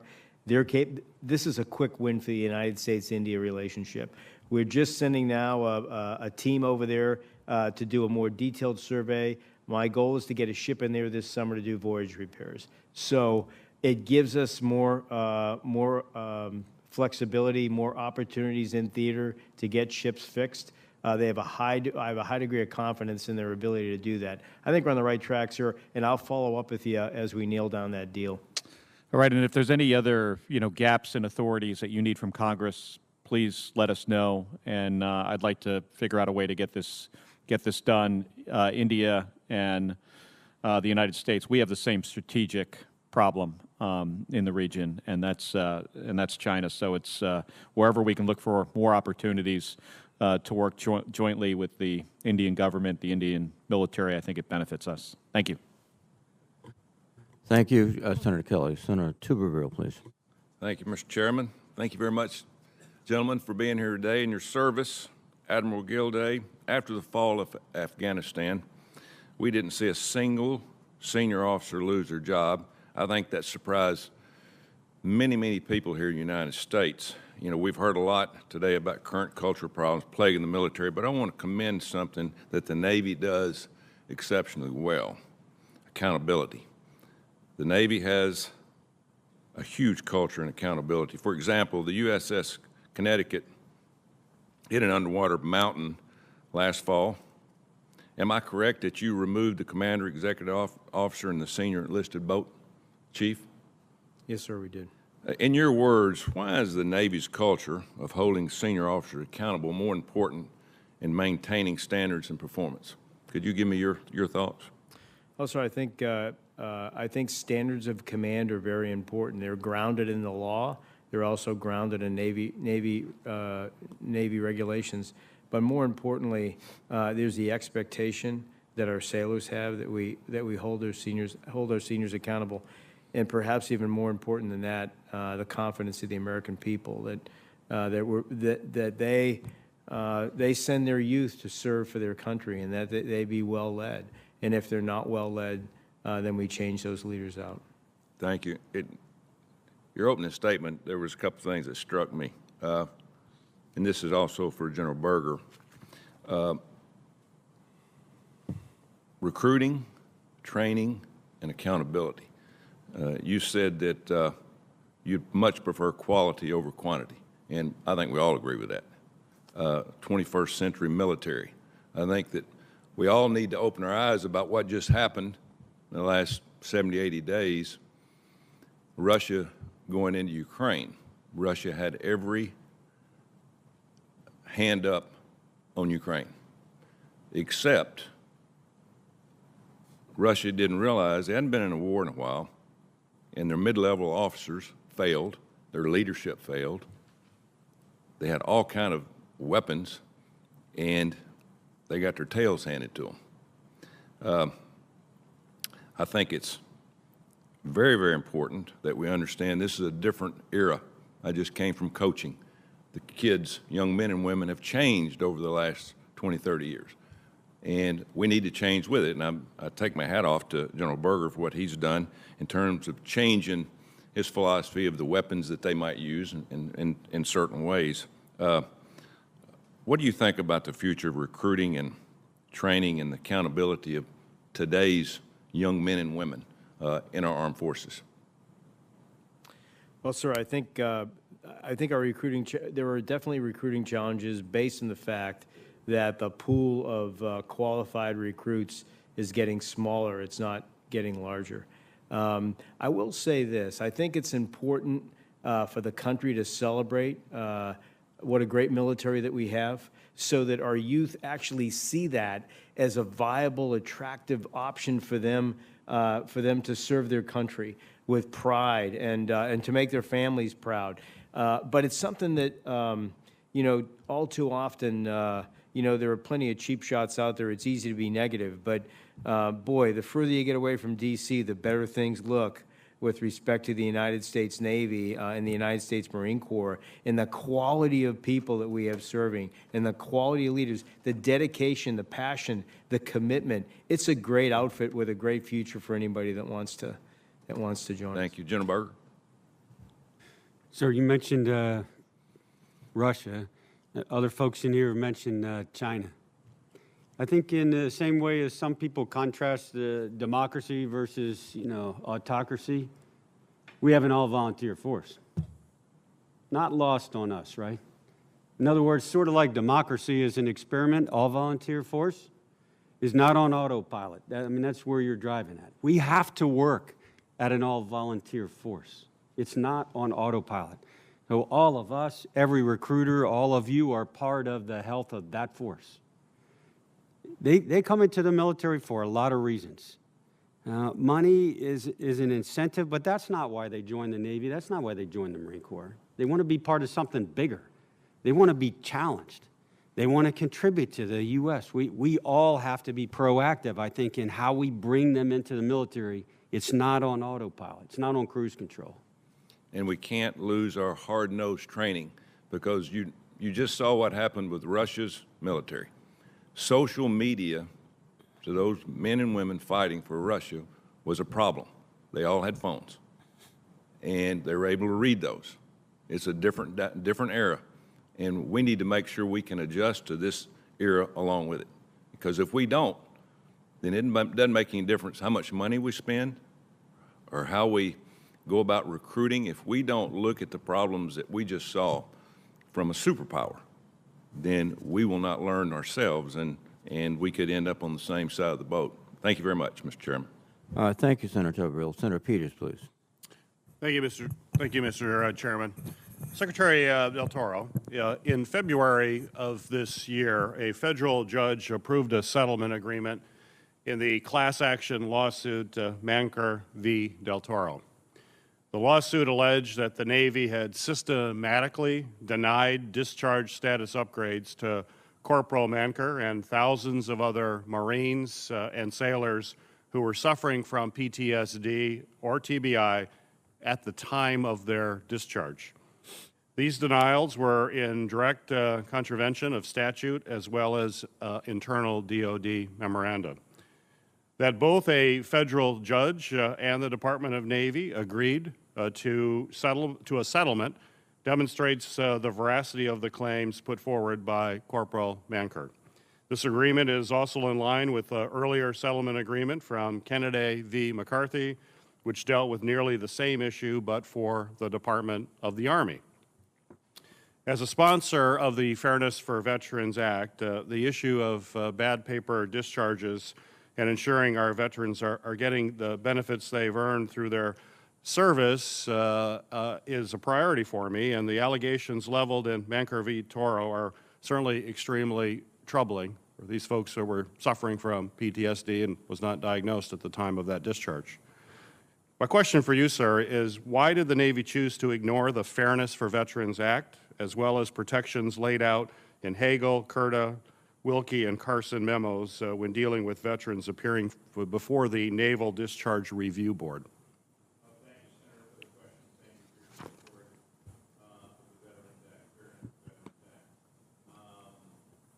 Mr. Secretary, could you bring the microphone closer, please? Thank you, Senator, for your support of the Fairness for Veterans Act. As to the question, and thank you for your support of our veterans in general. I'm committed to ensuring that our veterans receive the appropriate due process through the Navy's Discharge Review Board. And I am pleased that we were able to settle on this matter. As I understand it, the Department of the Navy did not ignore the Fairness for Veterans Act or the protections laid out in these memos, though the Department of the Navy did not clearly articulate that the memos were taken into consideration during the adjudication process itself. The memos provide that not all misconduct can be mitigated. However, there are nuances, including when the memos were issued and which entities and classes of veterans were subject to them. And I'd be happy to set up a specific briefing with your office to discuss these nuances and your concerns, but let me assure you that we will continue to cooperate to the fullest extent as we actually execute the details of the agreement itself.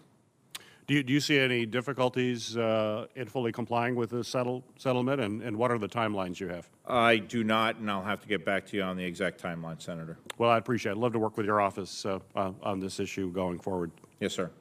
General Berger, Force Design 2030 calls for, among many things, the Marine Corps to more enthusiastically embrace the use of drones, both at the tactical level through the use of Ravens and Pumas, but also at the operational level with the recent procurement of MQ-9s.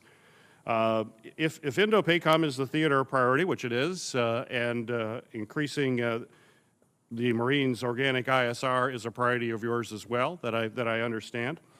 I'm curious, though, how you plan to embrace these new platforms as you also at the same time simultaneously seek to divest yourself of roughly 10,000 Marines for the next decade.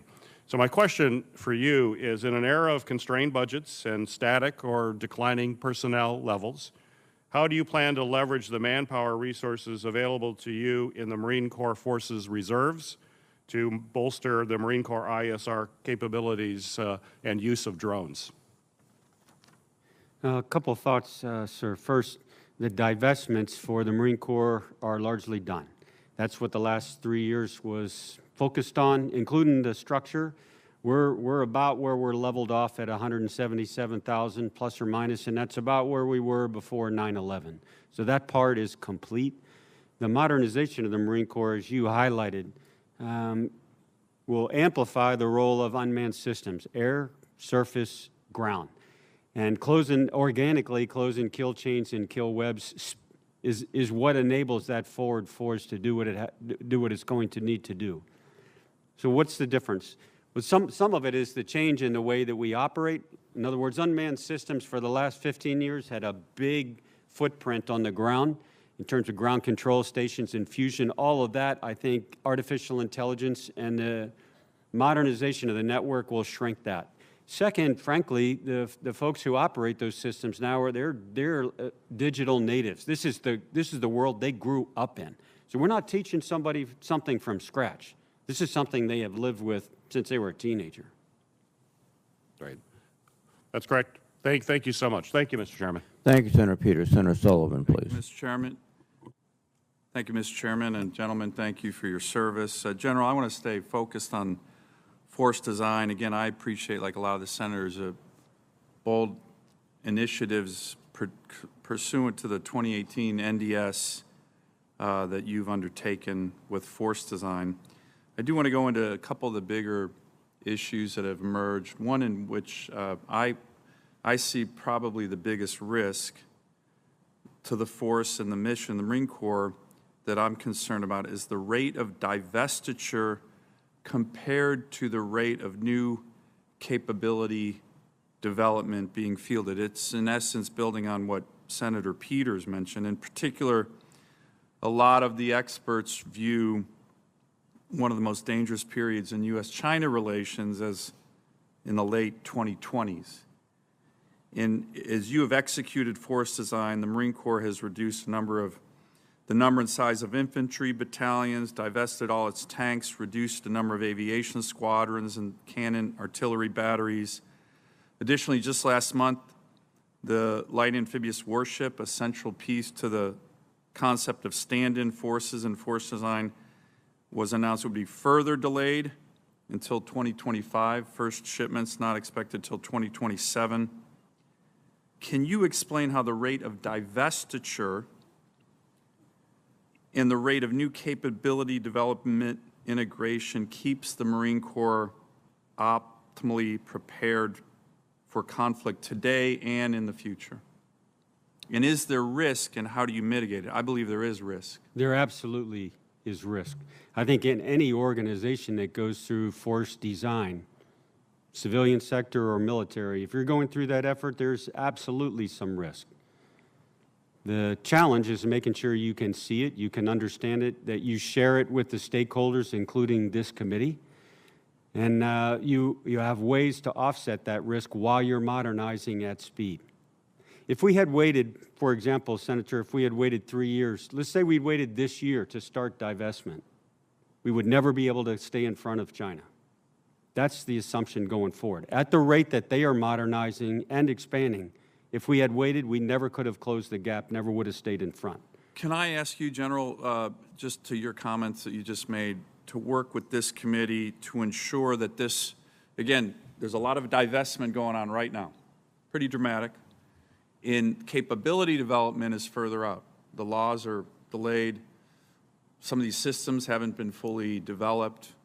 Can you provide to this committee a timeline and a chart that anticipates year by year between now and 2030, or maybe even looking back when Force Design 2030 began, to what we're divesting and what we're gaining, and how will that make sure that the gap and the trough between divestment and combat capability is not so big that it poses risk to the force or mission? Can you provide that to them? I can absolutely do that, and that is the rationale. That's the reason behind publishing each year. This is where we are with force design. This is what we've learned to date, the actions taken. This is the plan ahead, which we published last month for this year. Yep, no, I saw that. That is the goal. I appreciate you working with us on that. Let me go to another issue, and you mentioned it in your testimony, but some of the criticisms of force design is that it's so China-focused that it undermines the Corps' capability to be a lethal force in readiness to meet any contingency anywhere in the world, which of course is a hallmark of the Marine Corps. Can you describe in detail how the Marine Corps of 2030 will apply combined arms across a range of global conflict scenarios, and how that compares and enhances your current combined arms and MAGTF capabilities anywhere in the world, not just China?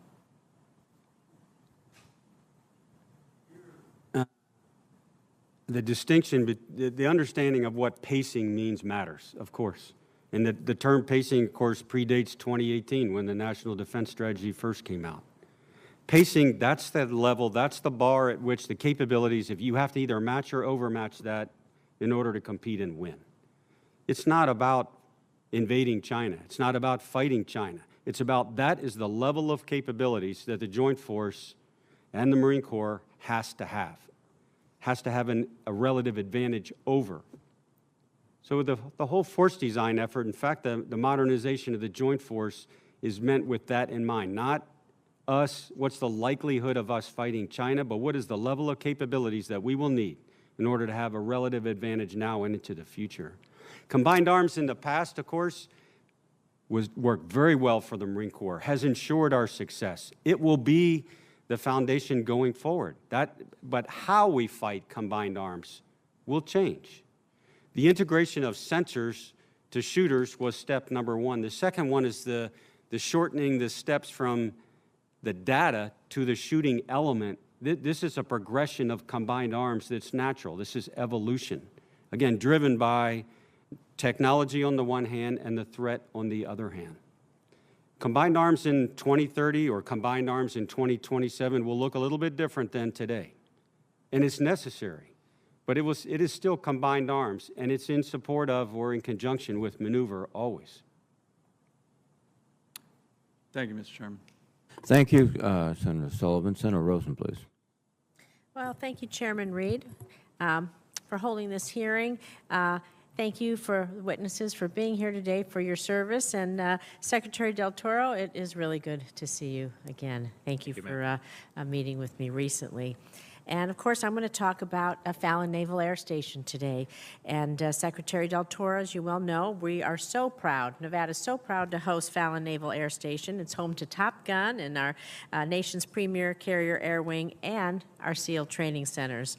And the Navy is seeking to expand Fallon by over 650,000 acres. And as we've discussed on several occasions, this proposal would impact local communities, our tribes, sportsmen, ranchers, and others who currently access and operate on these lands. And I really appreciate the visits you and Admiral Gilday have made to Fallon, your continued collaboration with me and the Nevada delegation. Thank you, all the local stakeholders, as we all work to reach consensus on a proposal that both supports the military modernization requirements you're speaking of, keep up with our current and emerging threats, while maintaining Nevada's natural and cultural resources through land mitigations in the northern parts of our state. And I know we've been working with the Department of Interior to improve the original expansion requests, and that OMB has just cleared the legislative proposal on Tuesday for congressional review. So now that it's been released to Congress, could you speak a little bit about the specifics and how you think it addresses the concerns raised in the original Fallon proposals, Mr. Secretary? Yes, ma'am, and thank you for your leadership and the leadership of the entire delegation on this critically important issue to our combat readiness across the Department of the Navy, both Marine Corps and Navy. Obviously, the expansion of Fallon is just simply critical to our combat readiness in the future to be able to deter our aggressors in China, Russia, and anywhere else around the globe with modernized aircraft and missile systems and weapon systems.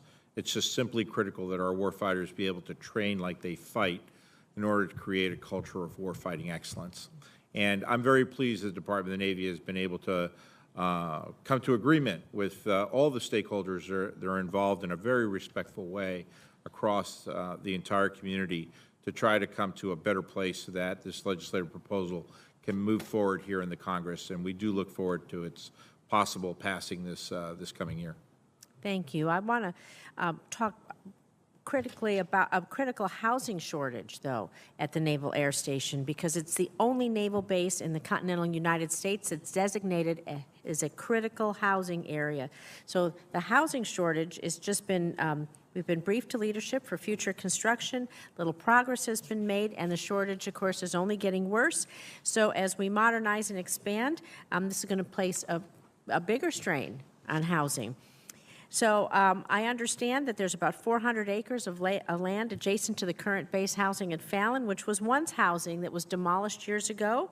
Are there plans to reutilize this, and can I have your commitment to really increase housing in Fallon and the surrounding areas? So, Senator, this is another issue that's incredibly important to the quality of life of our sailors across the whole nation, and specifically to Fallon as well, too. Allow me to come back to you with answers that regard the specific issue there at Nevada in terms of the timeline, but we are deeply committed to providing not just family housing to our sailors who have families, but also to our single sailors as well, too, in order to provide them the quality of life that they deserve.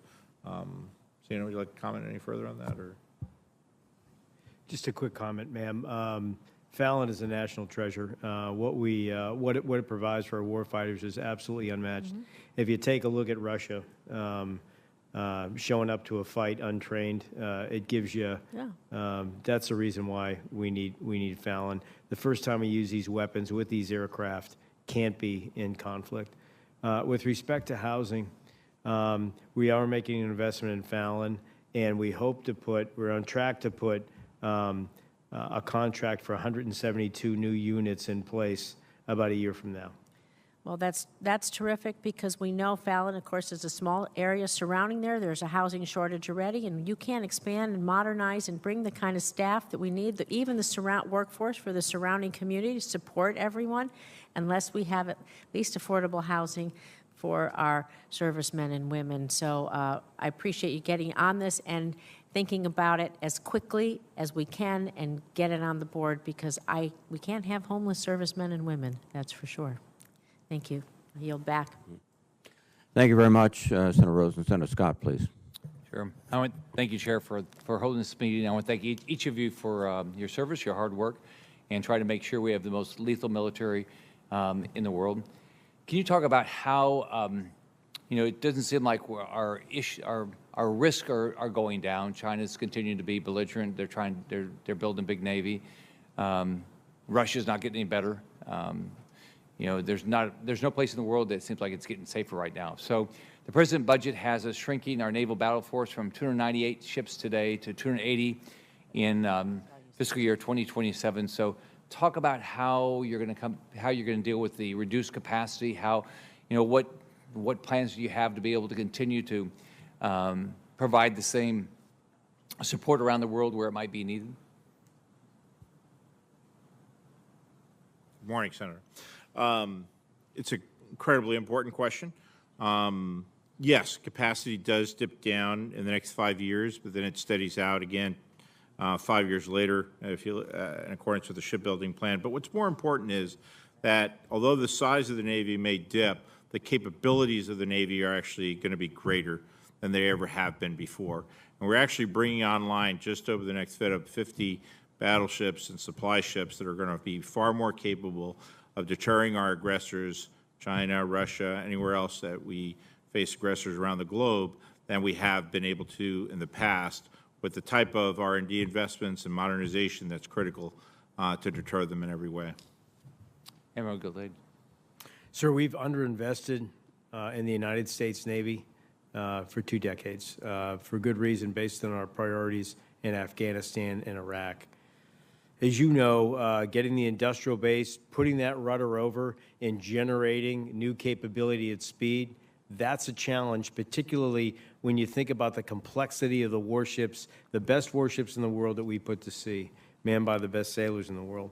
And so it's going to take time. And we have, I would draw a parallel to the Commandant's challenge with Force Design 2030, when new capabilities always lag the divestment. But based on the top line that we have, and based on the threat that we face, particularly with respect to China, we have to make sure that based on the budget we have, we are fielding the most lethal, capable, ready force that we can. You mentioned in your comments up front that lethality matters. So I think we're 100% aligned with respect to that, and we are trying to make sure that both the Navy that we have today and the Navy that we have in the future has the best has the best capabilities, but also is the best trained force that we can put on those ships.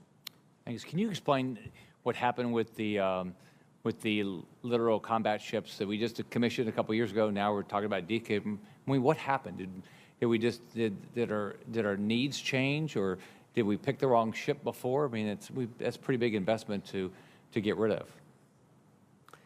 Yes, sir. So the Navy's enduring missions are sea control and power projection, and we should never, ever lose sight of the capabilities that we're going to invest in, contribute to those 2 missions.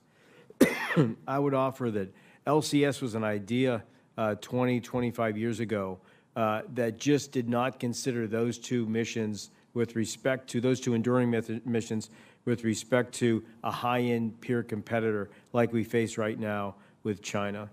With respect to the 9 ships that we have right now on the table in this budget proposal to retire, that is primarily driven by the fact that the systems that we were going to put on that ship just did not pan out in terms of technical capability against the threat that we're facing. And my best advice would not to be put another dollar against those systems, but to reinvest that in systems that really make a difference in the future and in weapons that we need today in the fleet. Thank you. General Berger, as you revamp what the Marine Corps is doing, can you talk about how you're going to have to change your working relationship with the other branches of the government to be able to fulfill your mission? I don't know that it's a fundamental shift. Are you talking about outside the Department of Defense, Senator? Is that what you mean, or? No, the other branches of the military. The other branches. Here, I think no fundamental change, no, but I think a more realistic view of where overlaps are between the services that are healthy and where they're redundant and excessive. And in certain areas, for the joint force to do what it needs to do, overlap is healthy. Overlap is a good thing. But where it gets to be excessive, inefficient, okay, there we have to be able to, we have to make the hard decisions. And that's part of what's driving force design. All right, thank you. Thank each of you for what you're doing. Thank you, Senator Scott. Senator Wicker, please.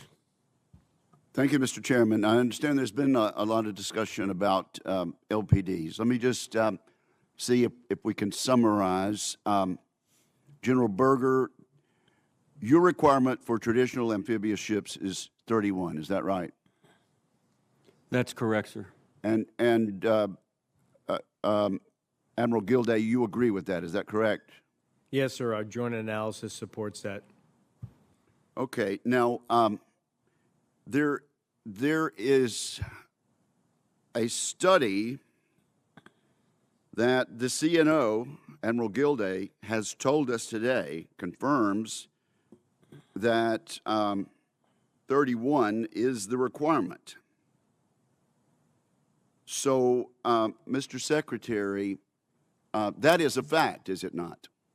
The study has concluded.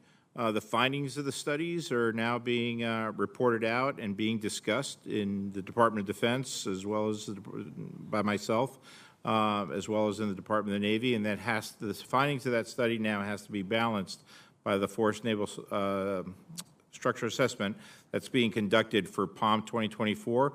That is aligned to the National Defense Strategy. So there is some additional work that needs to be done before the final determination is made. Mr. Secretary, do Admiral Gilday and General Berger know what they're talking about? Yes, sir, they do. Okay, so have they made a misstatement today? No, sir, they have not made a mistake. Okay, and we were told we would have this study before today's hearing. Assistant Secretary Stephanie said that. So why do we not have the study yet?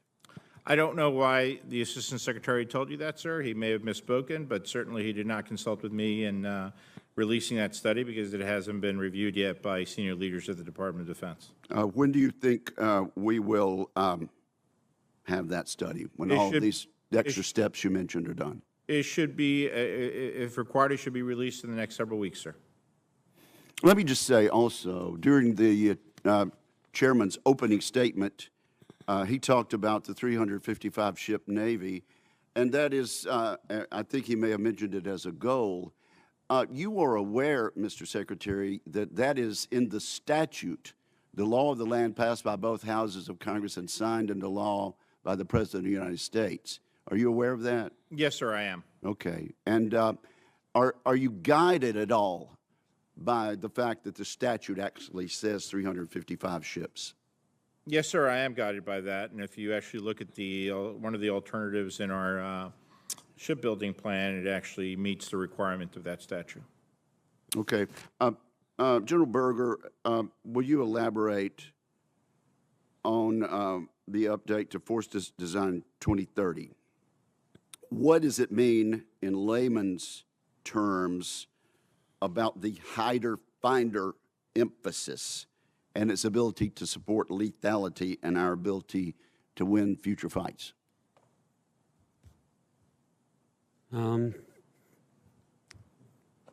Hider, finder, reconnaissance, counter-reconnaissance goes by different names, but it's the same idea, Senator, in that if you have the lethal means to engage your target, hold them at risk, there's a presumption there you can find them.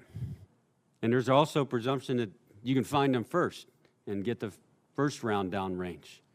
So more and more, as from satellites down to terrestrial, down to subterranean, sensors are allowing not just great powers, but a lot of powers to see what's going on around them. So winning that, when we say winning the hider-finder competition, it means the ability to detect, track, and conceal your own location or stay within a displacement cycle that moves you more rapidly than they can target you. Winning that stays in front of the adversary. Losing that means they can engage you, means you're held at risk. So it doesn't decrease the importance of lethality, absolutely as important as it always has been. But more and more and more important is the realization that we have to have the means to detect, to track, to hold at risk the adversary, and do it first. Thank you very much. Mr. Mr. Chairman, in 6 seconds, I don't have time to ask about the failure of the USS Sioux City and the reason for the class-wide failure of the ship's engineering plan. So I'll see if I can take a second round or ask that on the record, and I yield. Thank you very much, Senator Wicker. Let me recognize Senator Tillis, please. Thank you, Mr. Chairman. Gentlemen, thank you for being here. Admiral Gilday, I enjoyed the time that Senator Gillibrand and I spent with you, and Admiral Joyner, thank you for giving us that time. I want to talk a little bit about Finland and Sweden for a moment, because we have a number of members. I think they need to increase their level of understanding as we move into what will likely be an invitation from NATO to join NATO after they express their desire to do so in the coming days or weeks. Just for edification purposes, Finland is a nation of 5 million people. Right now they have 62 F-18s. They have 64 F-35s on order. They're already spending 2% as a percentage of GDP on military, and they've announced putting in another $2.2 billion. In Sweden, they have 80 Gripen fourth generation, somewhere between an F-16, F-18 capability. They're spending 1.3 as a percentage of GDP today, and they've expressed a commitment to getting to 2% by 2028. We know that they embrace Western norms. They have the rule of law. They check all the boxes with respect to what would be a welcome member of NATO. Number one, would you refute any of that? And number two, can you tell me a little bit about your relationships with your counterparts in both Sweden and Finland and your observations on their participation in various joint exercises that we've had? And we'll start with Admiral Gilday, and then Mr. Secretary, you're more than welcome to opine, but I'm really interested in the mill-to-mill relationships first and how you would assess their capabilities. I, for one, think they'd be a net exporter of security if they were able to achieve accession into NATO. I'd like to get your view on that for the record. Yes, sir. I have a relationship with both heads of Navy. In terms of the Swedish CNO, she was just at my home last month for dinner, and so we have ongoing dialogue with her. Both of those militaries, as you stated, are very capable. We like their geography as well. They are in a key position.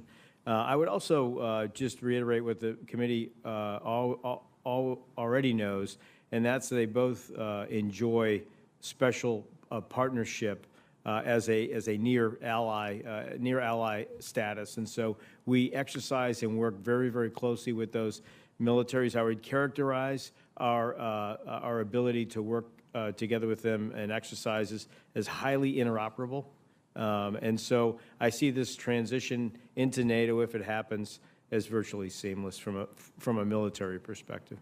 General Berger. Sir, I've probably like the CNO and some others. I've trained with both countries and also from Kosovo to Middle East, fought with them, in combat, served with them in units. They're phenomenal, both countries. Both very focused, very dedicated, disciplined, and well-trained, well-led. Second part, I would say Finland, because of the long border that they have with Russia and decades since World War II, have a unique insight into Russia, very valuable for us. Just because of the length of the shared border, and I would just call it a unique relationship that's very valuable. Norway just has a little short border with them, but Finland a long one. Third, I would say the unique relationship between Norway and Finland and Sweden will be hugely valuable to us, because Norway, being a founding member of NATO and us working with them for 70 years, their relationship with Finland and Sweden will be tremendous benefit to the U.S. and to the mill-to-mill relationship. Thank you. Mr. Secretary. The only thing I'll add, Senator, is I think there's tremendous opportunities for collaboration amongst all four of those nations that were mentioned in the High North and the Baltic. Okay, I'm going to submit a lot of questions for the record about FRC East and resource requirements, things like that. Admiral Gilday, I appreciate your comment when we had breakfast about getting back down there again and Commandant, I appreciate your focus on that area. The last thing I want to focus on is whether or not you all believe that that Admiral Mullen's concerns about our national debt back in 2011, when it was just approaching 12 trillion, is every bit as much a threat to us today in terms of national security now that we're approaching 30 trillion. Now, he didn't state it. If you read all that he spoke on and wrote there, it wasn't because of a dollar value. It was because of how disruptive that becomes with the ebbs and flows of investment for defense, for modernization. And am I correct in assuming that at least some of what's driving you all to rethink how we counter the threat in an effective way in the future is driven by the ebbs and flows and the lack of certainty that you get from Congress with respect to short and long-term investments? And Mr. Secretary, I'll start with you, and then I'll have either of the two opine as well. Thank you, Mr. Chair. Senator, I'm always concerned about the nation's deficit and the nation's national debt as well, and the impact that it has on the economy. Those are challenging economic issues that have to be well balanced amongst all the other concerns that the nation faces. And certainly our nation has faced great challenges since 2001, economic, militarily, and with regards to COVID as well. Yes, sir. Quickly, I'd say that a key piece of that is lack of predictability and stability. And so not just inside the military and not just for the U.S. industrial base, but also what we project to our allies and partners and potential adversaries. Zeno captured it, and I think the things like a continuing resolution hurt both internally and externally, just the way that Admiral Gilday highlighted. So working closely with this committee to make sure we do get a budget on time in October, it absolutely instills the confidence that we need. And Thank you Mr. very Chair, much. I know I've run over, and Yes, I sir. try not to most of the time. I just want to say that when we, excuse me, we have discussions about our disappointment with progress on certain systems, progress on implementing certain strategies, that from time to time we have to look at ourselves and recognize that decisions we make here are a part of the root cause for some of the challenges that you have to deal with. Not that you're error-free, but I think this is a joint, we're jointly responsible for doing a better job and helping you all be more successful. Thank you. Thank you, Senator Till. Senator Blumenthal, please. Thank you very much, Mr. Chairman. Thank you all for your leadership and your service. Commandant, you know, I was very interested in one of your responses to an earlier question about the enduring lessons of war and the new lessons. The technology changes, but some of the enduring facts about military strength remain. One of them has always seemed to me, and it's a strength of the Marine Corps, our non-commissioned officer leadership. And if what we hear and see is true about the Russian military right now, one of their central weaknesses has been lack of leadership on the ground among the equivalent of our non-commissioned senior leadership. Not so senior, probably for us, it's men and women in their 20s and early 30s who command units and are able to drive them in times of danger and need. And I think that is one of the enduring facts about the Marine Corps that is a source of its strength to the nation. And I'm assuming that you are focused on developing that kind of leadership wherever it may be, regardless of geography, race, religion, and gender. Two thoughts to offer back to you, Senator. Absolutely, yes.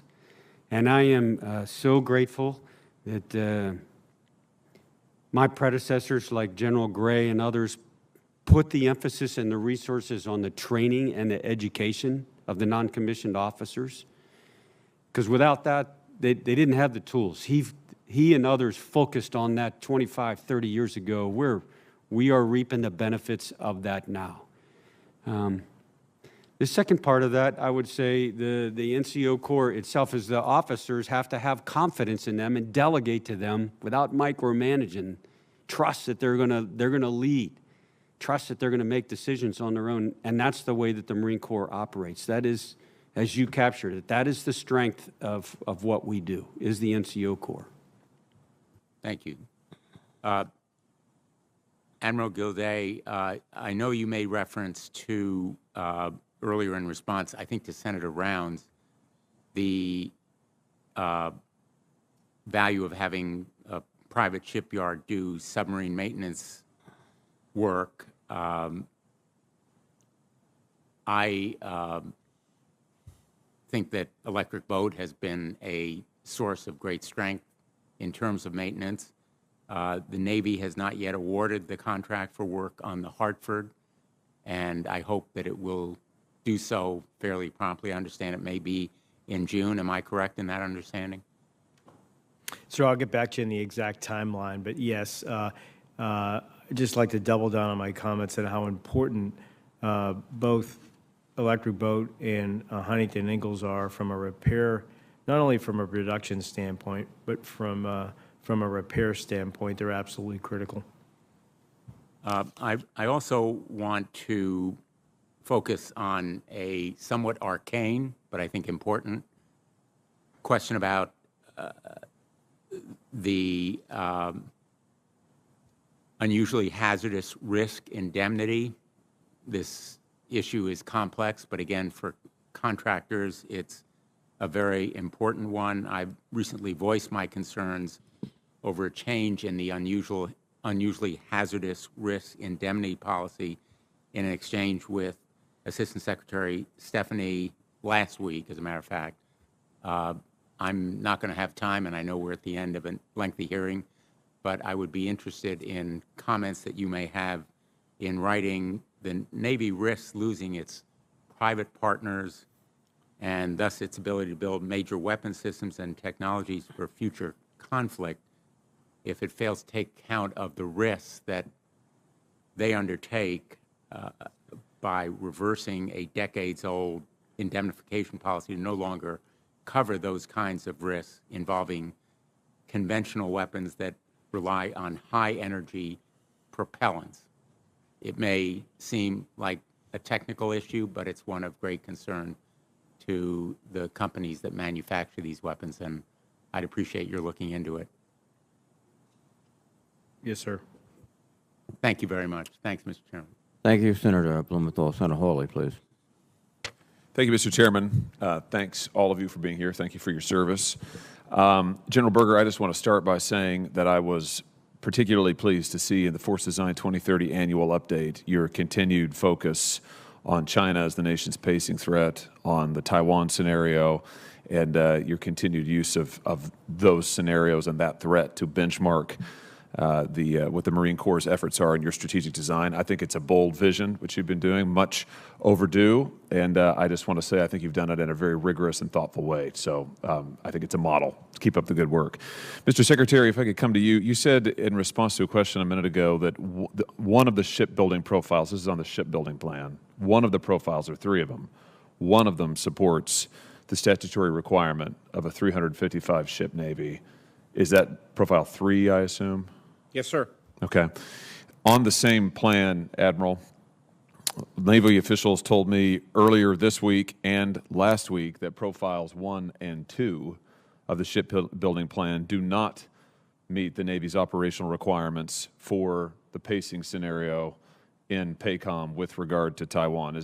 Can you confirm that profile 3 would meet the Navy's operational requirements? Sir, 3 does a better job. The constraint you still face in 3 is the ability of the industrial base to produce those, for the production line to actually produce those ships at pace to meet our requirements. So the warfighting requirements in the Navy Marine Corps are what they are best reflected in Alternative 3.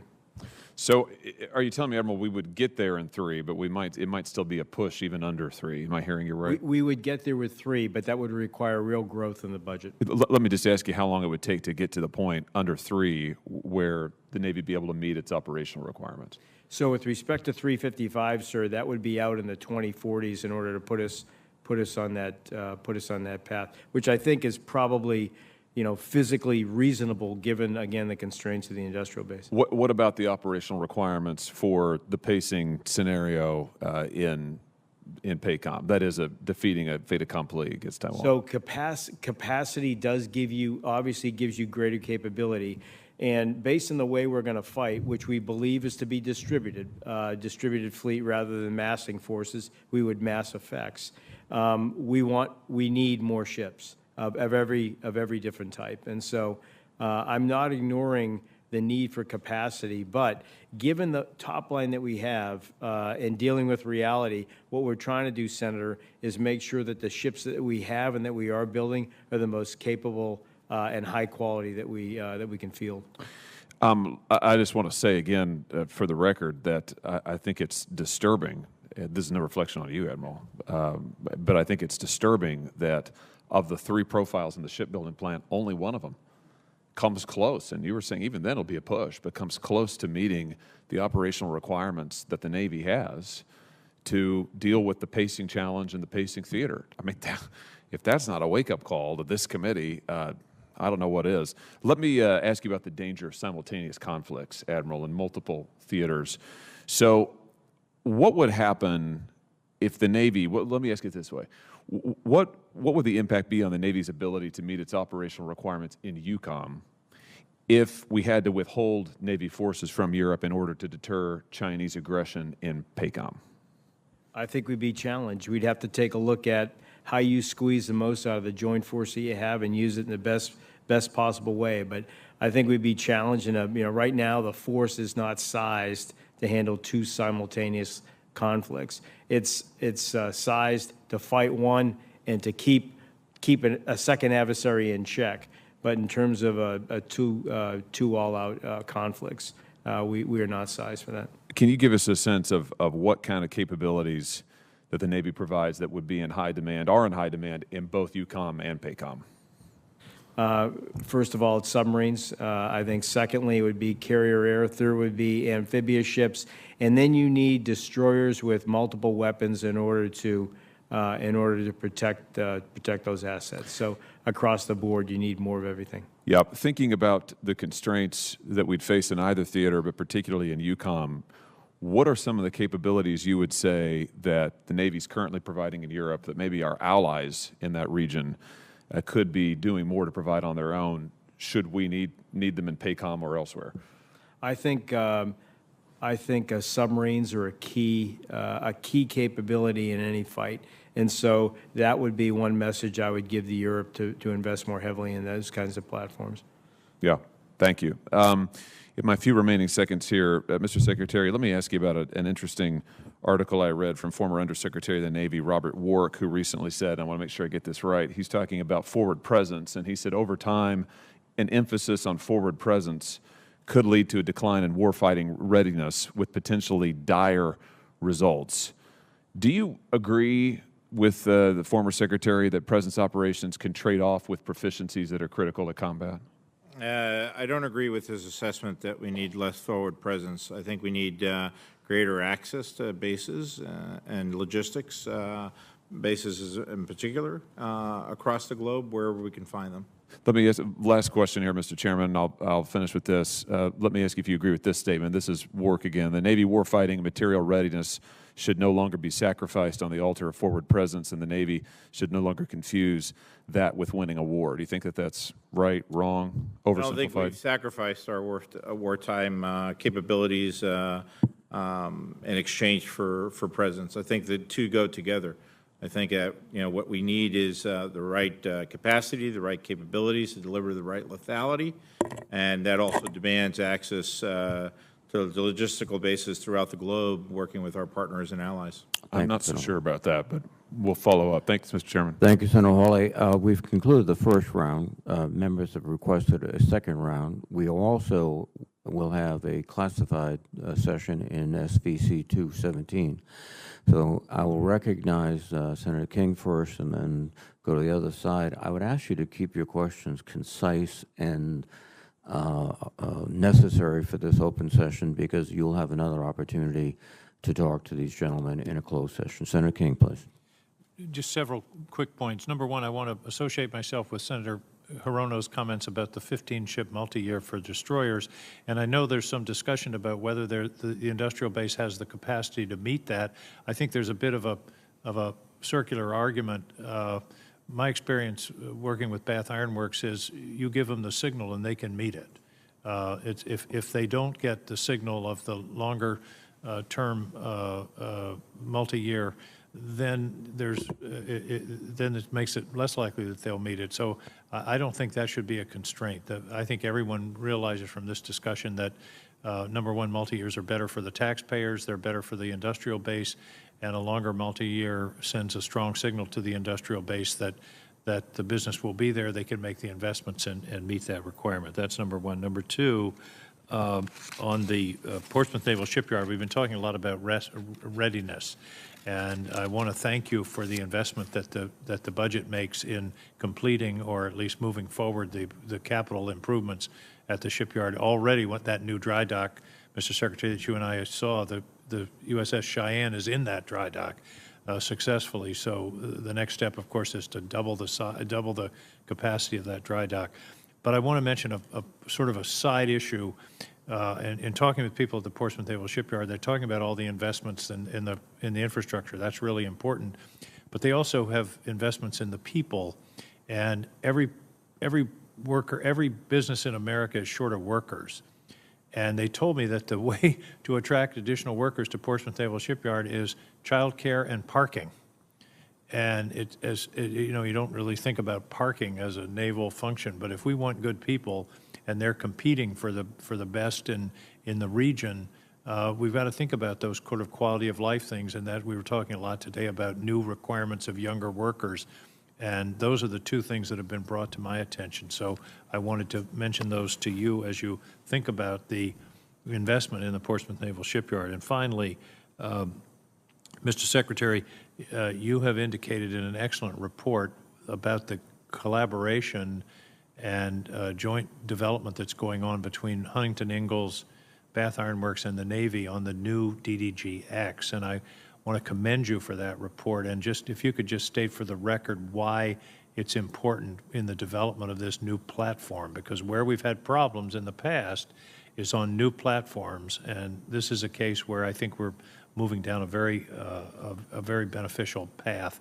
And if you would just state for the record your conclusions on that subject. Yes, Senator. And obviously, given the power constraints on our current classes of DDG Flight 2s and Flight 3s due to the size of the hull, DDG-X is sort of that next transition to new technologies that take us above and beyond, such as the utilization of laser systems as one example.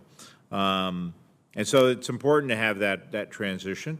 As we stated earlier today, it's also important to ensure that the technologies that are going to go on that platform are mature, well-understood technologies that work so that we don't make the mistakes of the past.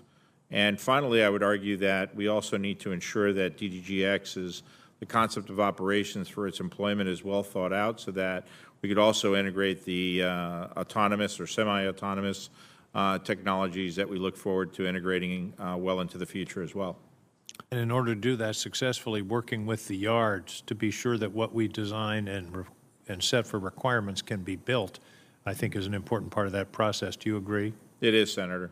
Thank you. Thank you, Mr. Chairman. Thank you, Senator King. Senator Wicker's recognized us, and I just, for the benefit of everyone, I'm going to enforce the 5-minute rule. But Okay. I don't do it usually. Very, very good. And I think we can do this in less than 5 minutes. Secretary Del Toro, just last Friday, it was reported that the USS Sioux City would be headed to the Arabian Gulf.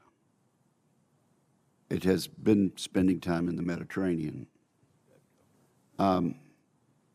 This is a Freedom variant LCS ship. The Navy has announced it will decommission a total of 24 battleships, including the first 10 Freedom variant LCSs. The Sioux City is reportedly going to be decommissioned only 4.5 years after it was commissioned, in part due to a class-wide failure in the ship's engineering plan. So I want to ask this. How many ships have this class-wide failure in the ship's engineering plan? And if the failure is that serious, why is it capable of being sent to the Arabian Gulf for serious duty? Either it's not reliable and not capable, or it is capable enough to be sent into harm's way. And then we'll leave time for Admiral Gilday to help answer that question also. Yes, sir. It's my understanding that the USS Sioux City, being of the Freedom variant with the USW module on it, and that's particularly the reason why it's going to be decommissioned. As to the class-wide failure, there are operational restrictions that were put on the utilization of the ships in general, which keeps them safe to operate, but not in their most extreme fashion. And perhaps I could ask the CNO to further elaborate on that. The Secretary's right, sir. We have operating limitations on those ships based on a known problem in the engineering plant that needs to be replaced. Over time, we're replacing the combining. It's called the combining gear. It gives you more flexibility with your engineering plant configuration and allows you to operate at high speeds. To your point, we believe the risk is we can mitigate the risk using that vessel forward, given the operating constraints that we've identified and the guidance that we've given to commanding officers. So we have trained that ship for combat and sending her forward to be able to provide the capability needed by the CENTCOM commander. Is the failure in, Admiral, is the failure in the engineering plan the same in all of these in all of this class? No, sir, just in the Freedom variant. And how many of those are there? So, sir, there are about between 15 and 20. And so the failure is the same in those 15 or 20? The fix needs to occur in those 15 or 20, but one of the proposals is to decommission 9, right? And so, as the Secretary mentioned, it's not just the combining gear, but also we were making an investment in an anti-submarine warfare module for that ship that is technically has not met its requirements. It is incapable, in other words. What about the others that are going to not be decommissioned? So 15 of those will have a mine countermeasures module. So that particular capability is on track to be IOC this year. And so those 15 ships are going to be required to replace our existing minesweepers that operate out of both Yokosuka, Japan, and Bahrain. Additionally, there are 6 LCS that we would have the existing anti-surface module on those ships, and that's a proven capability that went IOC 3 years ago. Mr. Chairman, I yield back 49 seconds. We appreciate it. That's a challenge with our other colleagues. So, Senator Sullivan, you're recognized. Thank you, Mr. Chairman. General Berger, you mentioned that the rate of divestiture and the rate of new combat capability development pose a risk, and you got to manage that risk. One of your assumptions on the overall force design was flat budgets, that you had to make these difficult choices. Unfortunately, I think you're seeing that that's actually true. And if you actually had a more robust budget, it would help mitigate some of the risk in modernization, wouldn't it, General? It would, absolutely. Everything on the unfunded priority list for us accelerates modernization. Correct. So, Mr. Secretary, I was disappointed, and I've raised this with Secretary Austin and General Milley. We have clearly a more dangerous national security situation around the world, and yet the budget that was being put forward by the President for the Department of the Navy, that's the Navy and Marine Corps combined, is a 4% increase from the enacted budget. We bolstered that. Again, the President put forward a weak budget last year. But with 8% inflation, that's actually a 4% inflation-adjusted cut. So do you support a 4% inflation-adjusted cut? The Commandant just showed that this would help mitigate the force design risks if we had a more robust budget, but I'm concerned, very concerned, and Congress is likely going to have to do cleanup like we did last year and significantly increase the budget, despite the President putting forward a weak budget. He's done it again. So how do you support such a budget, 4% inflation-adjusted cuts? Senator, I do support the President's budget completely. It's actually the first time in quite some time where we've actually proposed a budget that's greater than the previously enacted budget. Yeah, but it's I a applaud 4% the President for cut. doing that. 4% increase with 8.3% inflation is a 4% inflation-adjusted cut, correct? So it is today. However, budgets, as you well know, Senator, are prepared well in advance of when they're executed, and inflation is always a difficult thing to predict in the future. And it's part of the reason why in the President's 23 budget we actually also enacted 4.6% increase for our sailors and Marines across the board, and a 5% increase in BAH. And Again, I appreciate all those, but the reality is even those don't keep up with inflation. But I'm going to try to keep to my 5 minutes. I want to turn to force design, but to you, Mr. Secretary and the Admiral, I was struck by the Navy's documents, strategy documents, which my team and I read, the Tri-Service Strategy, CNO's Navigation Plan, the Surface Warfare Competitive Edge Plan, and how they don't articulate how the Navy will support the survivability and sustainability of Marine Corps stand-in forces and otherwise facilitate the execution of the Expeditionary Advanced Base Operations. And those are all key parts of the Marine Corps force design strategy. So here's my question. Actually, when you look at the Navy documents, stand-in forces, force design, I don't even think they're mentioned, they're alluded to, but much of these documents describe how stand-in forces will enable the fleet to control the seas and reposition to conduct naval strikes from a myriad of different directions, but there's little, if anything, in these documents about support in the reverse. And what I mean by that is the fleet support to enabling successful EABO or stand-in forces. So, Mr. Secretary, or maybe start with you, Admiral, are fleet commanders ready to help execute this part of force design and stand-in forces to execute the EABO concept and other things, which would put ships at risk? And if so, how come none of that is articulated in the Navy strategies that at least I've been reading thus far?